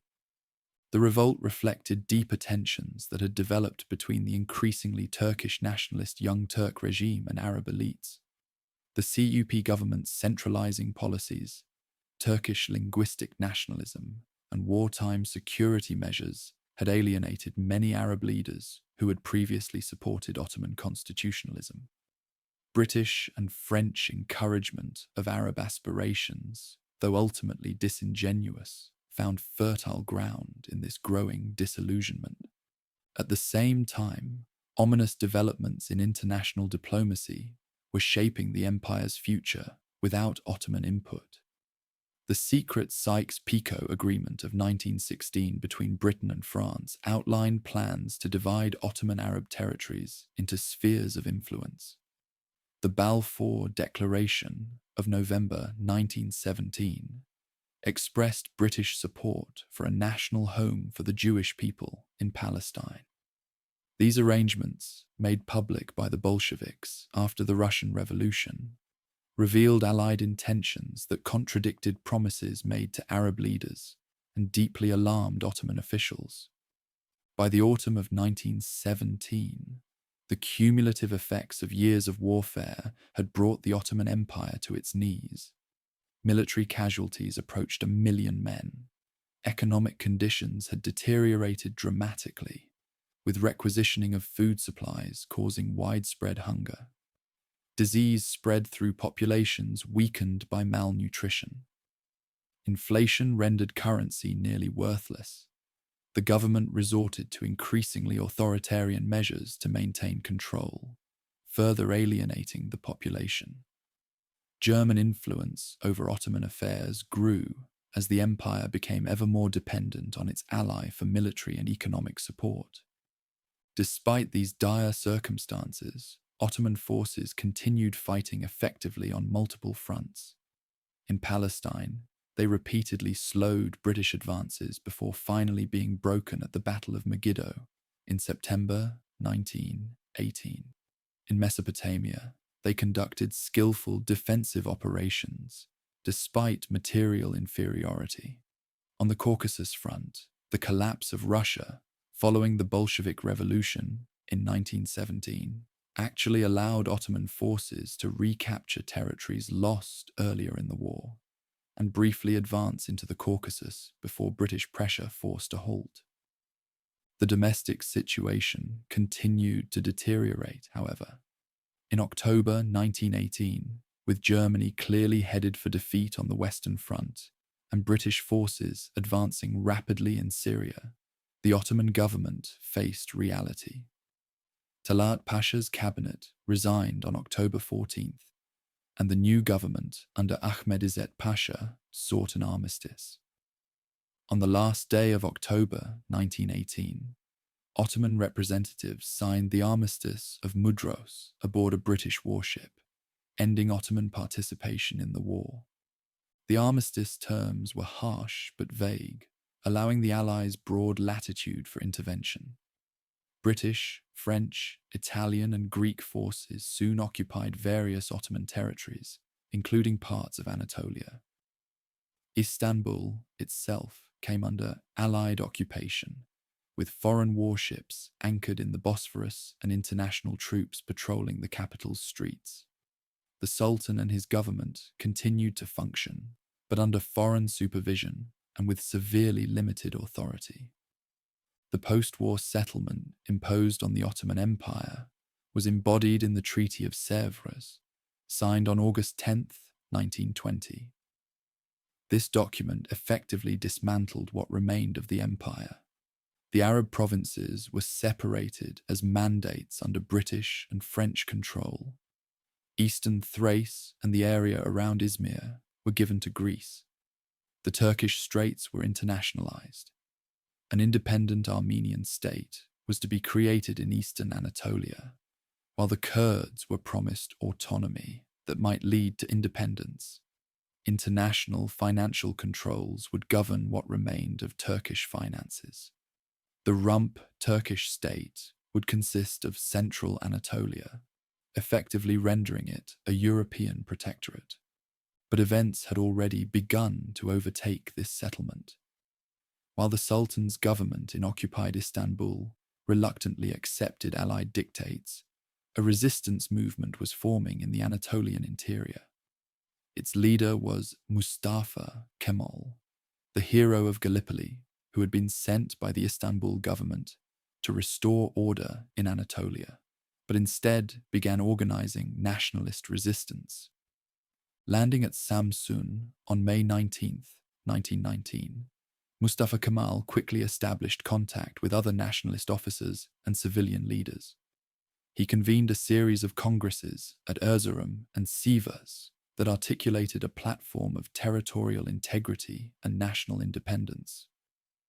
When the Istanbul government yielded to Allied pressure and dissolved the Ottoman parliament in early 1920, Kemal established a rival Grand National Assembly in Ankara on April 23, 1920, effectively creating a dual government situation. The Greek landing at Izmir in May 1919, sanctioned by the Allies and accompanied by violence against the Turkish population, galvanized nationalist sentiment. As Greek forces pushed inland, the Turkish national movement found its crucial rallying cause. The Sultan's government, compromised by its cooperation with the occupation, lost legitimacy among much of the population, while Mustafa Kemal's resistance gained support. What followed was the Turkish War of Independence, a complex conflict with multiple dimensions. Nationalist forces fought against Greek, Armenian, and French troops directly, while diplomatically maneuvering to divide the Allies and gain support from the Soviet Union. The Ankara government's military success against the Armenians in the east and the French in the south, combined with growing war weariness in Britain and France, gradually changed the diplomatic landscape. The decisive phase came in the Greco-Turkish War that lasted from May 1919 until September 1922. After initial Greek advances nearly reached Ankara, Turkish nationalist forces under Mustafa Kemal launched a massive counteroffensive in August 1922. Within weeks, they recaptured Izmir and drove Greek forces from Anatolia entirely, ending the immediate military threat to Turkish independence. A separate conflict loomed with Britain over the neutral zone of the Turkish Straits, but war was averted through diplomacy, culminating in the Armistice of Mudanya in October 1922. These nationalist victories rendered the Treaty of Sèvres effectively dead. To negotiate a new settlement, the Allies invited both the Istanbul and Ankara governments to a conference at Lausanne. Before this could begin, the Turkish Grand National Assembly took a momentous step on the first day of November 1922, formally abolishing the Ottoman Sultanate and separating the positions of Sultan and Caliph. Sultan Mehmed VI, the last Ottoman sovereign, left Istanbul aboard a British warship on November 17, 1922, bringing to an end a dynasty that had ruled for 623 years. The Treaty of Lausanne, signed on July 24, 1923, after months of hard negotiation, recognized the new Republic of Turkey as a fully independent state, within borders similar to those of modern Turkey. The Treaty of Sèvres was superseded. There would be no independent Armenia or Kurdistan, and Greek claims to Turkish territory were abandoned. In exchange, Turkey relinquished claims to former Ottoman lands in the Middle East and accepted a population exchange with Greece that would fundamentally alter the demographic makeup of both countries. With the Sultanate abolished and a new treaty secured, Mustafa Kemal and his allies moved to formalize the new order. On October 29, 1923, the Turkish Grand National Assembly proclaimed the Republic of Turkey, with Ankara as its capital and Mustafa Kemal as its first president. The Caliphate, temporarily retained as a purely religious office, would be abolished in March 1924, severing the last institutional link to the Ottoman past. Thus ended more than 6 centuries of Ottoman rule. An empire that had once dominated 3 continents, controlled the Eastern Mediterranean, and shaped world affairs for centuries, had contracted to a nation-state in Anatolia and a small European foothold. Yet from this catastrophic collapse emerged a new Turkish national identity and state structure that would prove remarkably resilient in the decades ahead. The Ottoman Empire had succumbed to a combination of external pressures and internal contradictions. European imperialism, rising nationalism among both Turkish and non-Turkish populations, economic underdevelopment despite reform efforts, and the catastrophic impact of the First World War all contributed to its dissolution. But the empire's legacy would endure, shaping the development of successor states throughout the Middle East, Balkans, and beyond in ways that continue to reverberate today. As the new Turkish flag rose over Ankara in 1923, the Ottoman Empire had formally ceased to exist. Its territories had been divided, its institutions dismantled, its last sultan exiled. Yet the legacy of 600 years of Ottoman rule could not be so easily erased. The empire had left an indelible imprint on the lands it had governed, shaping everything from borders to architecture, cuisine to music, religious practices to cultural identities. This Ottoman inheritance would profoundly influence the development of successor states throughout the Middle East, North Africa, and the Balkans, including the Turkish Republic that arose from its ashes. The most immediate heir to the Ottoman legacy was the Republic of Turkey under Mustafa Kemal, soon to be granted the surname Ataturk, meaning father of the Turks. Having led the national resistance movement to victory, Ataturk now embarked on a revolution in peacetime, transforming what had been the Ottoman heartland into a modern nation-state based on Turkish national identity and secular governance.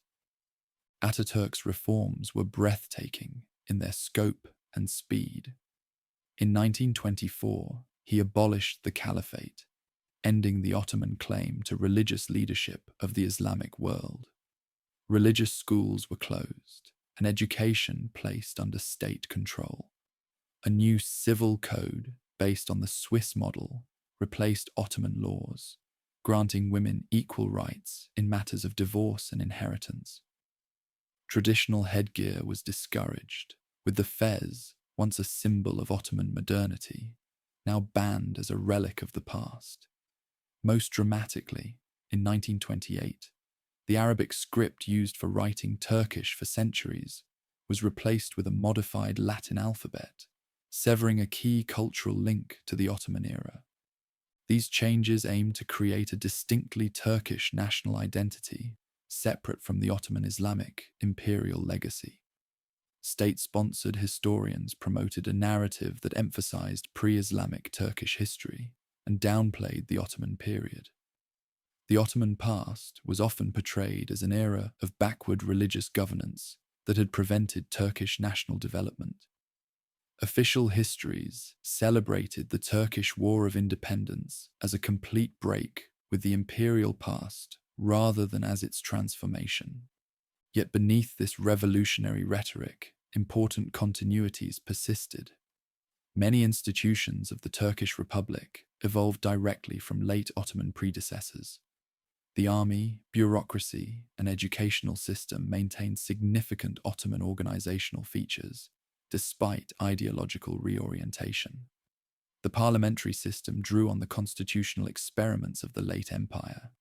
Even Ataturk's reforms, revolutionary as they were, continued the top-down modernization approach, pioneered by Ottoman reformers from Selim III to the Young Turks.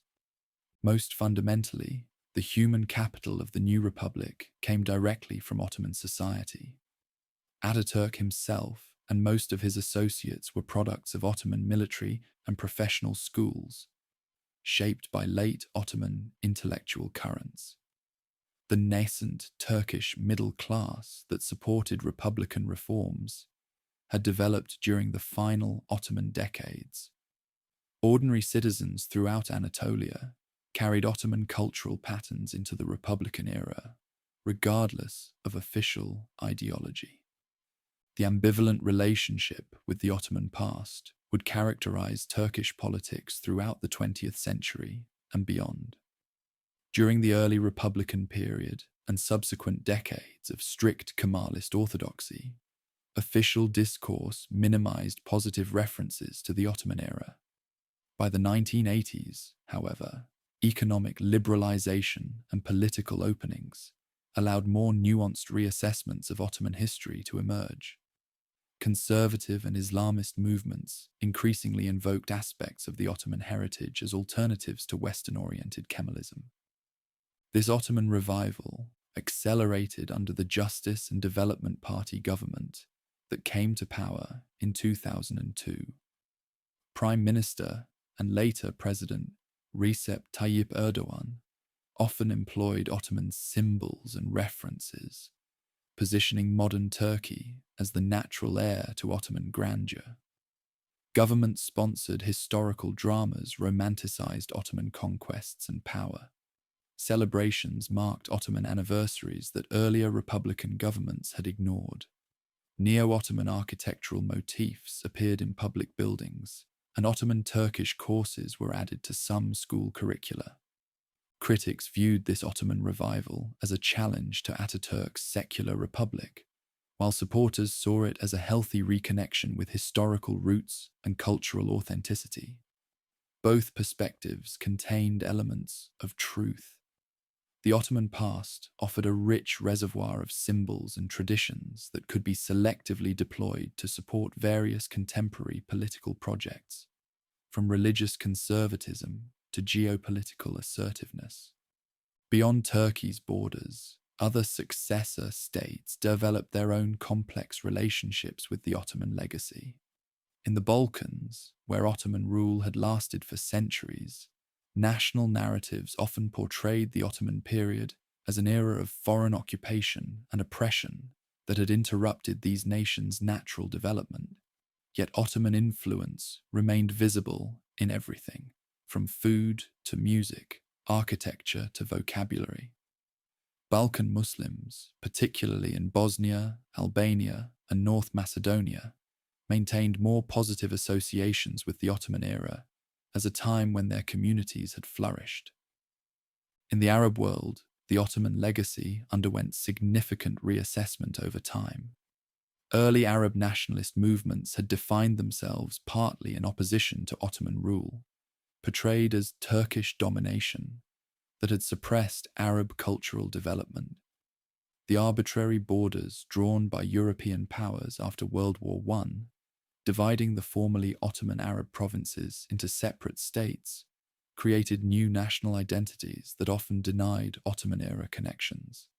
By the late 20th century, however, some Arab intellectuals began re-evaluating the Ottoman period more positively, recognizing it as an era of relative regional integration and Islamic governance before European colonialism. This reassessment accelerated after the 2011 Arab Spring uprisings, which prompted questions about national identities and alternative political models. Ottoman administrative divisions sometimes re-emerged in discussions of more natural regional groupings than those imposed by the post-World War I settlement. In physical terms, the Ottoman legacy remains highly visible throughout its former territories. Architectural masterpieces from imperial mosques in Istanbul to frontier fortresses in the Balkans, from desert caravanserais to urban market complexes, testify to Ottoman power and artistic achievement. Urban layouts in cities from Sarajevo to Damascus, Thessaloniki to Baghdad still reflect Ottoman planning principles. Restoration efforts have increased in recent decades, with Ottoman monuments recognized as valuable cultural heritage regardless of contemporary political boundaries. The culinary legacy of the empire proved particularly durable, transcending political divisions. Ottoman imperial cuisine, developed in palace kitchens that drew ingredients and techniques from throughout the empire, lives on in Turkish, Greek, Balkan, and Arab cooking traditions. Dishes like dolma, stuffed vegetables, burek, savory pastries, baklava, layered sweet pastry, and köfte, spiced meatballs, appear with regional variations throughout former Ottoman lands. Coffee culture, introduced to Europe through Ottoman territories, remains central to social life across the region. Linguistic influences similarly crossed political boundaries. Turkish loanwords persist in the languages of the Balkans, Arabic, and Greek, particularly in domains like administration, urban life, and cuisine. Conversely, the modern Turkish language, despite Ataturk's language reforms that removed many Arabic and Persian elements, still bears the imprint of its Ottoman development within a multicultural empire. Religious developments in post-Ottoman territories reflected both continuities and ruptures with imperial patterns. The millet system's legacy of religious community autonomy influenced arrangements in many successor states, though often in attenuated form. Religious institutions established during the Ottoman period, from grand mosques to neighborhood techies, Sufi lodges, continued to serve their communities, adapting to new political contexts. In the Balkans, distinctive Islamic practices shaped by centuries of Ottoman rule persisted among Muslim populations, creating distinctive regional expressions of the faith. In geopolitical terms, many contemporary tensions in the former Ottoman regions have roots in imperial administrative divisions, population movements, and the subsequent European-imposed boundaries. Issues ranging from Arab-Israeli conflicts to Kurdish nationalist aspirations, from Cyprus to Balkan ethnic tensions, can be traced partly to Ottoman-era developments and their disruptive transformation during and after World War I. The arbitrary borders drawn by European powers often disregarded Ottoman administrative units that had evolved to reflect natural geographic and demographic patterns. The Ottoman imperial model itself continues to influence political imagination in the region. For some Islamist movements, the Ottoman Caliphate represents a historical example of Islamic governance encompassing diverse populations. Pan-Arab nationalists, conversely, sometimes portray the post-Ottoman fragmentation of Arab territories as an artificial division requiring reunification. In the Balkans, memories of Ottoman rule inform debates about European integration and regional identity. In Turkey, neo-Ottoman foreign policy orientations periodically emerge, seeking to rebuild influence in former imperial territories. Academic understanding of the Ottoman Empire has evolved significantly since its fall. Early Western scholarship often emphasized decline narratives and Oriental stereotypes, while nationalist historians in successor states minimized positive aspects of Ottoman governance. By the late 20th century, however, more nuanced approaches emerged, recognizing the empire's sophisticated administrative systems, pragmatic management of diversity, and significant cultural achievements.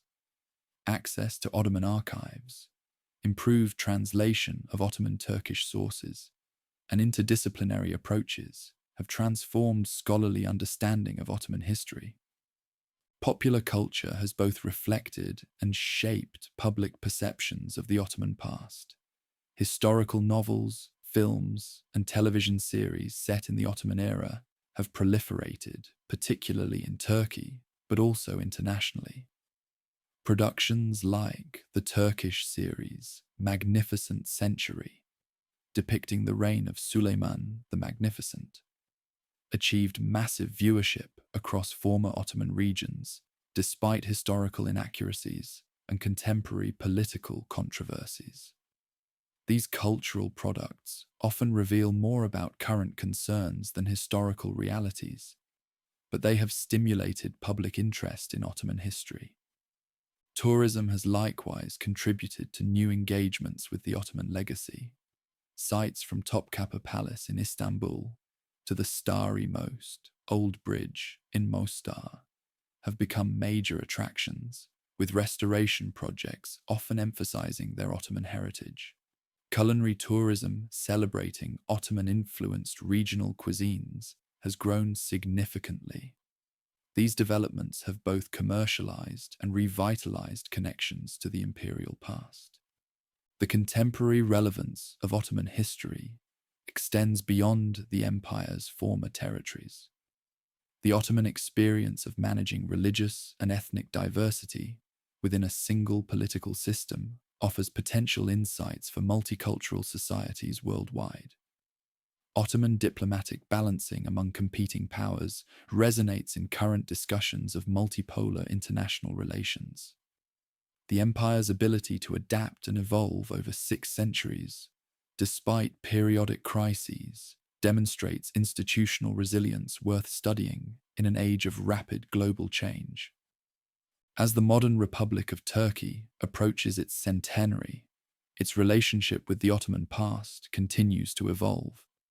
Rather than a simple rejection or embrace of imperial heritage, contemporary Turkish society exhibits a complex engagement with Ottoman history, selectively drawing on its symbols, achievements, and traditions, while adapting them to modern national identity.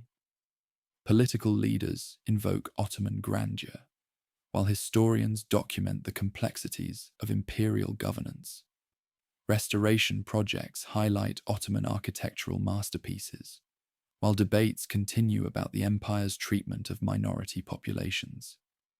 This ambivalent relationship echoes across former Ottoman lands, where imperial legacies remain visible in everyday practices, even as official narratives sometimes minimize their significance.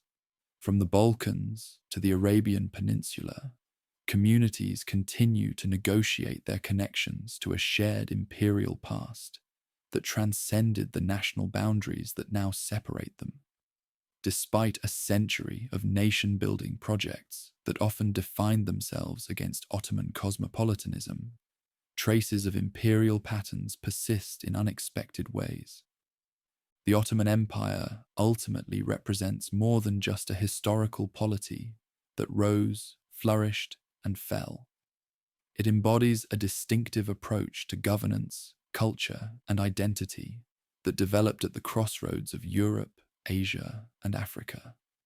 Its strengths and weaknesses, achievements and failures, continue to influence regional developments and offer potential lessons for our own time. Though the empire itself has passed into history, its legacy lives on in the lands and peoples shaped by 6 centuries of Ottoman rule, an indelible part of the mosaic that constitutes the modern Middle East and Balkans. As we reflect on this legacy today, perhaps the most important insight is the Ottoman Empire's remarkable adaptability. From its origins as a frontier principality, to its height as a global power, to its final transformations, the Ottoman state continuously evolved in response to changing circumstances. For over 6 centuries, it incorporated diverse influences, managed complex diversity, and reimagined its institutions while maintaining core continuities. This capacity for change within tradition allowed it to endure far longer than most imperial systems. The story of the Ottoman Empire is not simply one of rise and fall, of conquest and defeat. It is a complex narrative of cultural synthesis, institutional innovation, pragmatic governance, and human experience across generations and geographies. Its legacy cannot be reduced to simple judgments or contained within national boundaries.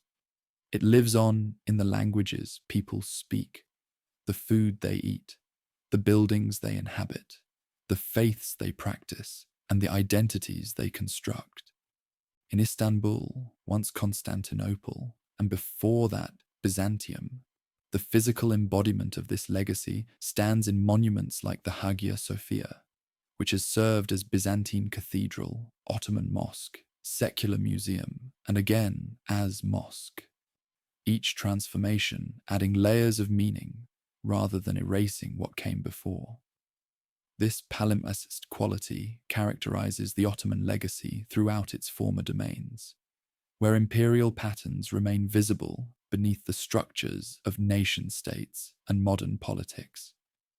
A century after the empire's dissolution, we can now view Ottoman history with greater perspective than was possible for those who lived through its traumatic final years.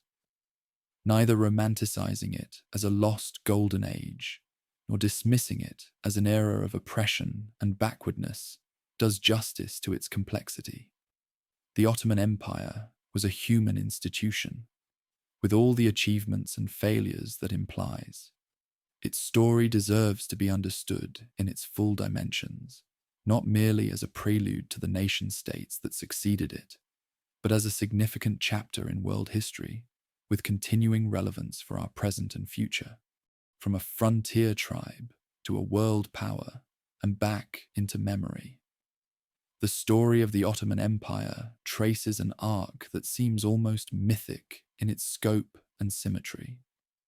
A small band of Turkish horsemen, led by a chieftain's dream, transformed into one of history's most enduring political entities, before finally dissolving amid the ruins of the First World War. 6 centuries of history, spanning 3 continents and countless human lives. What remains when an empire fades? The borders drawn in its absence still shape our world, creating nations where once stood provinces. The wounds of its final years still ache in collective memories, informing conflicts and grievances that simmer generations later. The descendants of its subjects, scattered across dozens of modern states, carry fragments of its legacy in their languages, cuisines, and customs. In Istanbul, the empire's final capital, Ottoman ghosts linger in every vista. Minarets and domes punctuate the skyline, the architectural signature of imperial ambition and faith. In the Grand Bazaar, merchants still hawk their wares in spaces first built by Mehmed the Conqueror. Along the Bosphorus, wooden Yala mansions from the 18th and 19th centuries still catch the same sea breezes that once cooled Ottoman pashas and poets. But the Ottoman legacy extends far beyond Turkey's borders. In Sarajevo, Ottoman-era bridges still span the Miljacka River, silent witnesses to centuries of history, including the assassination that triggered World War I. In Jerusalem, the walls built by Suleiman the Magnificent still define the old city, embracing holy sites of 3 faiths. In Cairo, Ottoman-era mosques and mansions stand amid the bustling metropolis. In Athens, Thessaloniki, and countless Balkan towns, Ottoman architectural elements persist, despite centuries of nationalism that often sought to erase them. The cuisine of the former Ottoman realms represents perhaps its most accessible legacy. From Turkish kebabs to Greek moussaka, from Bosnian burek to Lebanese kibbeh, the flavors developed in imperial kitchens continue to define regional foods, transcending political boundaries drawn in the empire's wake. The ritual of coffee, spread throughout the region during Ottoman times, remains a cornerstone of social life across former imperial lands. More subtly, but perhaps more significantly, Ottoman approaches to governance left lasting imprints on successor states. Centralized bureaucracy, the balance of religious and secular authority, approaches to managing diversity, and relationships between urban centers and rural hinterlands all show traces of Ottoman patterns, even when official narratives deny this continuity. The millet system's accommodation of religious difference provided an early model for pluralism that, despite its hierarchical nature, influenced later approaches to multicultural governance. The Ottoman Empire's long interaction with Europe shaped both sides of this relationship. The empire served variously as Europe's enemy, trading partner, exotic other, and object of intervention. European identity partly defined itself against the Ottoman threat, while also selectively adopting Ottoman cultural elements from coffee to tulips. Conversely, Ottoman modernization drew heavily on European models while adapting them to imperial contexts. This complex mutual influence continues to shape debates about Turkey's place in Europe and broader questions of civilizational boundaries. For historians, the Ottoman Empire offers a fascinating case study in imperial longevity and adaptation. How did a state maintain legitimacy and effectiveness across such vast territories and diverse populations for so many centuries? How did it balance tradition and innovation, religious authority and practical governance, central control and local autonomy? Why did reform efforts ultimately fail to prevent imperial collapse? These questions continue to stimulate scholarly inquiry and offer potential insights for understanding other complex political systems. For ordinary people living in former Ottoman lands, the imperial legacy operates at different levels of consciousness. Sometimes it emerges in explicit heritage tourism or nationalist rhetoric, other times in unconscious cultural patterns or family histories. Genetic studies reveal the complex population mixing that occurred under Ottoman rule, belying later nationalist myths of ethnic purity. Archaeological and architectural research continues to uncover physical evidence of Ottoman presence, even in places where it was later downplayed or denied. The fall of the Ottoman Empire coincided with the birth of the modern Middle East, with all its contemporary challenges. The borders drawn by European powers to divide Ottoman territories, often with little regard for geographic, economic, or demographic realities, created states that continue to struggle with questions of legitimacy and identity. The imperial collapse left power vacuums that various movements have sought to fill, from Arab nationalism to political Islam, each claiming to offer a more authentic alternative to Western-imposed systems. Perhaps most poignantly, the Ottoman Empire represents a lost world of pre-national diversity and coexistence, however imperfect. Before the homogenizing forces of nationalism transformed the region, Ottoman cities contained mosaics of languages, religions, and cultures interacting in daily life. Markets where Turkish, Arabic, Greek, Armenian, Ladino, and countless other tongues mingled. Neighborhoods where mosques, churches, and synagogues stood in close proximity. Governance systems that, while maintaining clear hierarchies, recognized group identities rather than imposing uniform citizenship. This cosmopolitan reality, despite its inequalities and tensions, offers a counterpoint to later nationalist simplifications. As the muezzin's call to prayer echoes across ancient skylines, as artisans practice crafts passed down through generations, as families gather around tables laden with dishes whose origins trace back to imperial kitchens, the Ottoman past remains present. Neither fully embraced nor entirely rejected, it remains a complex inheritance with which successor societies continue to grapple, a ghost that cannot be exorcised because it is woven into the very fabric of regional identity. The empire now sleeps in history, its sultans and subjects, conquests and defeats, glories and tragedies transformed into museum exhibits and scholarly debates. Yet in countless visible and invisible ways, Ottoman patterns persist, shaping the contours of contemporary life across a vast region. The borders of its former territories may now be filled with nation-states flying different flags, but beneath these modern constructs, the deep currents of Ottoman influence continue to flow. And so our journey through Ottoman history comes to a close, not with a definitive judgment, but with an invitation to deeper understanding. The empire was neither the romantic Oriental fantasy portrayed in some Western accounts, nor the unmitigated darkness depicted in some nationalist narratives, nor the perfect Islamic state sometimes imagined in religious revisionism. It was a human institution with all the complexity, contradiction, achievement, and failure that implies.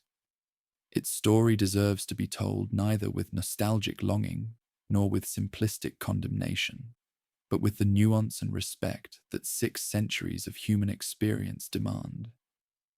As the sun sets over the Bosphorus, where Europe and Asia nearly touch, where Constantine built his new Rome and Mehmed established his Islamic capital, where the waters carry whispers of history from the Black Sea to the Mediterranean, perhaps we can glimpse something of both the grandeur and the humanity of this remarkable empire that rose, flourished, and fell, leaving an indelible mark on the world we inhabit today.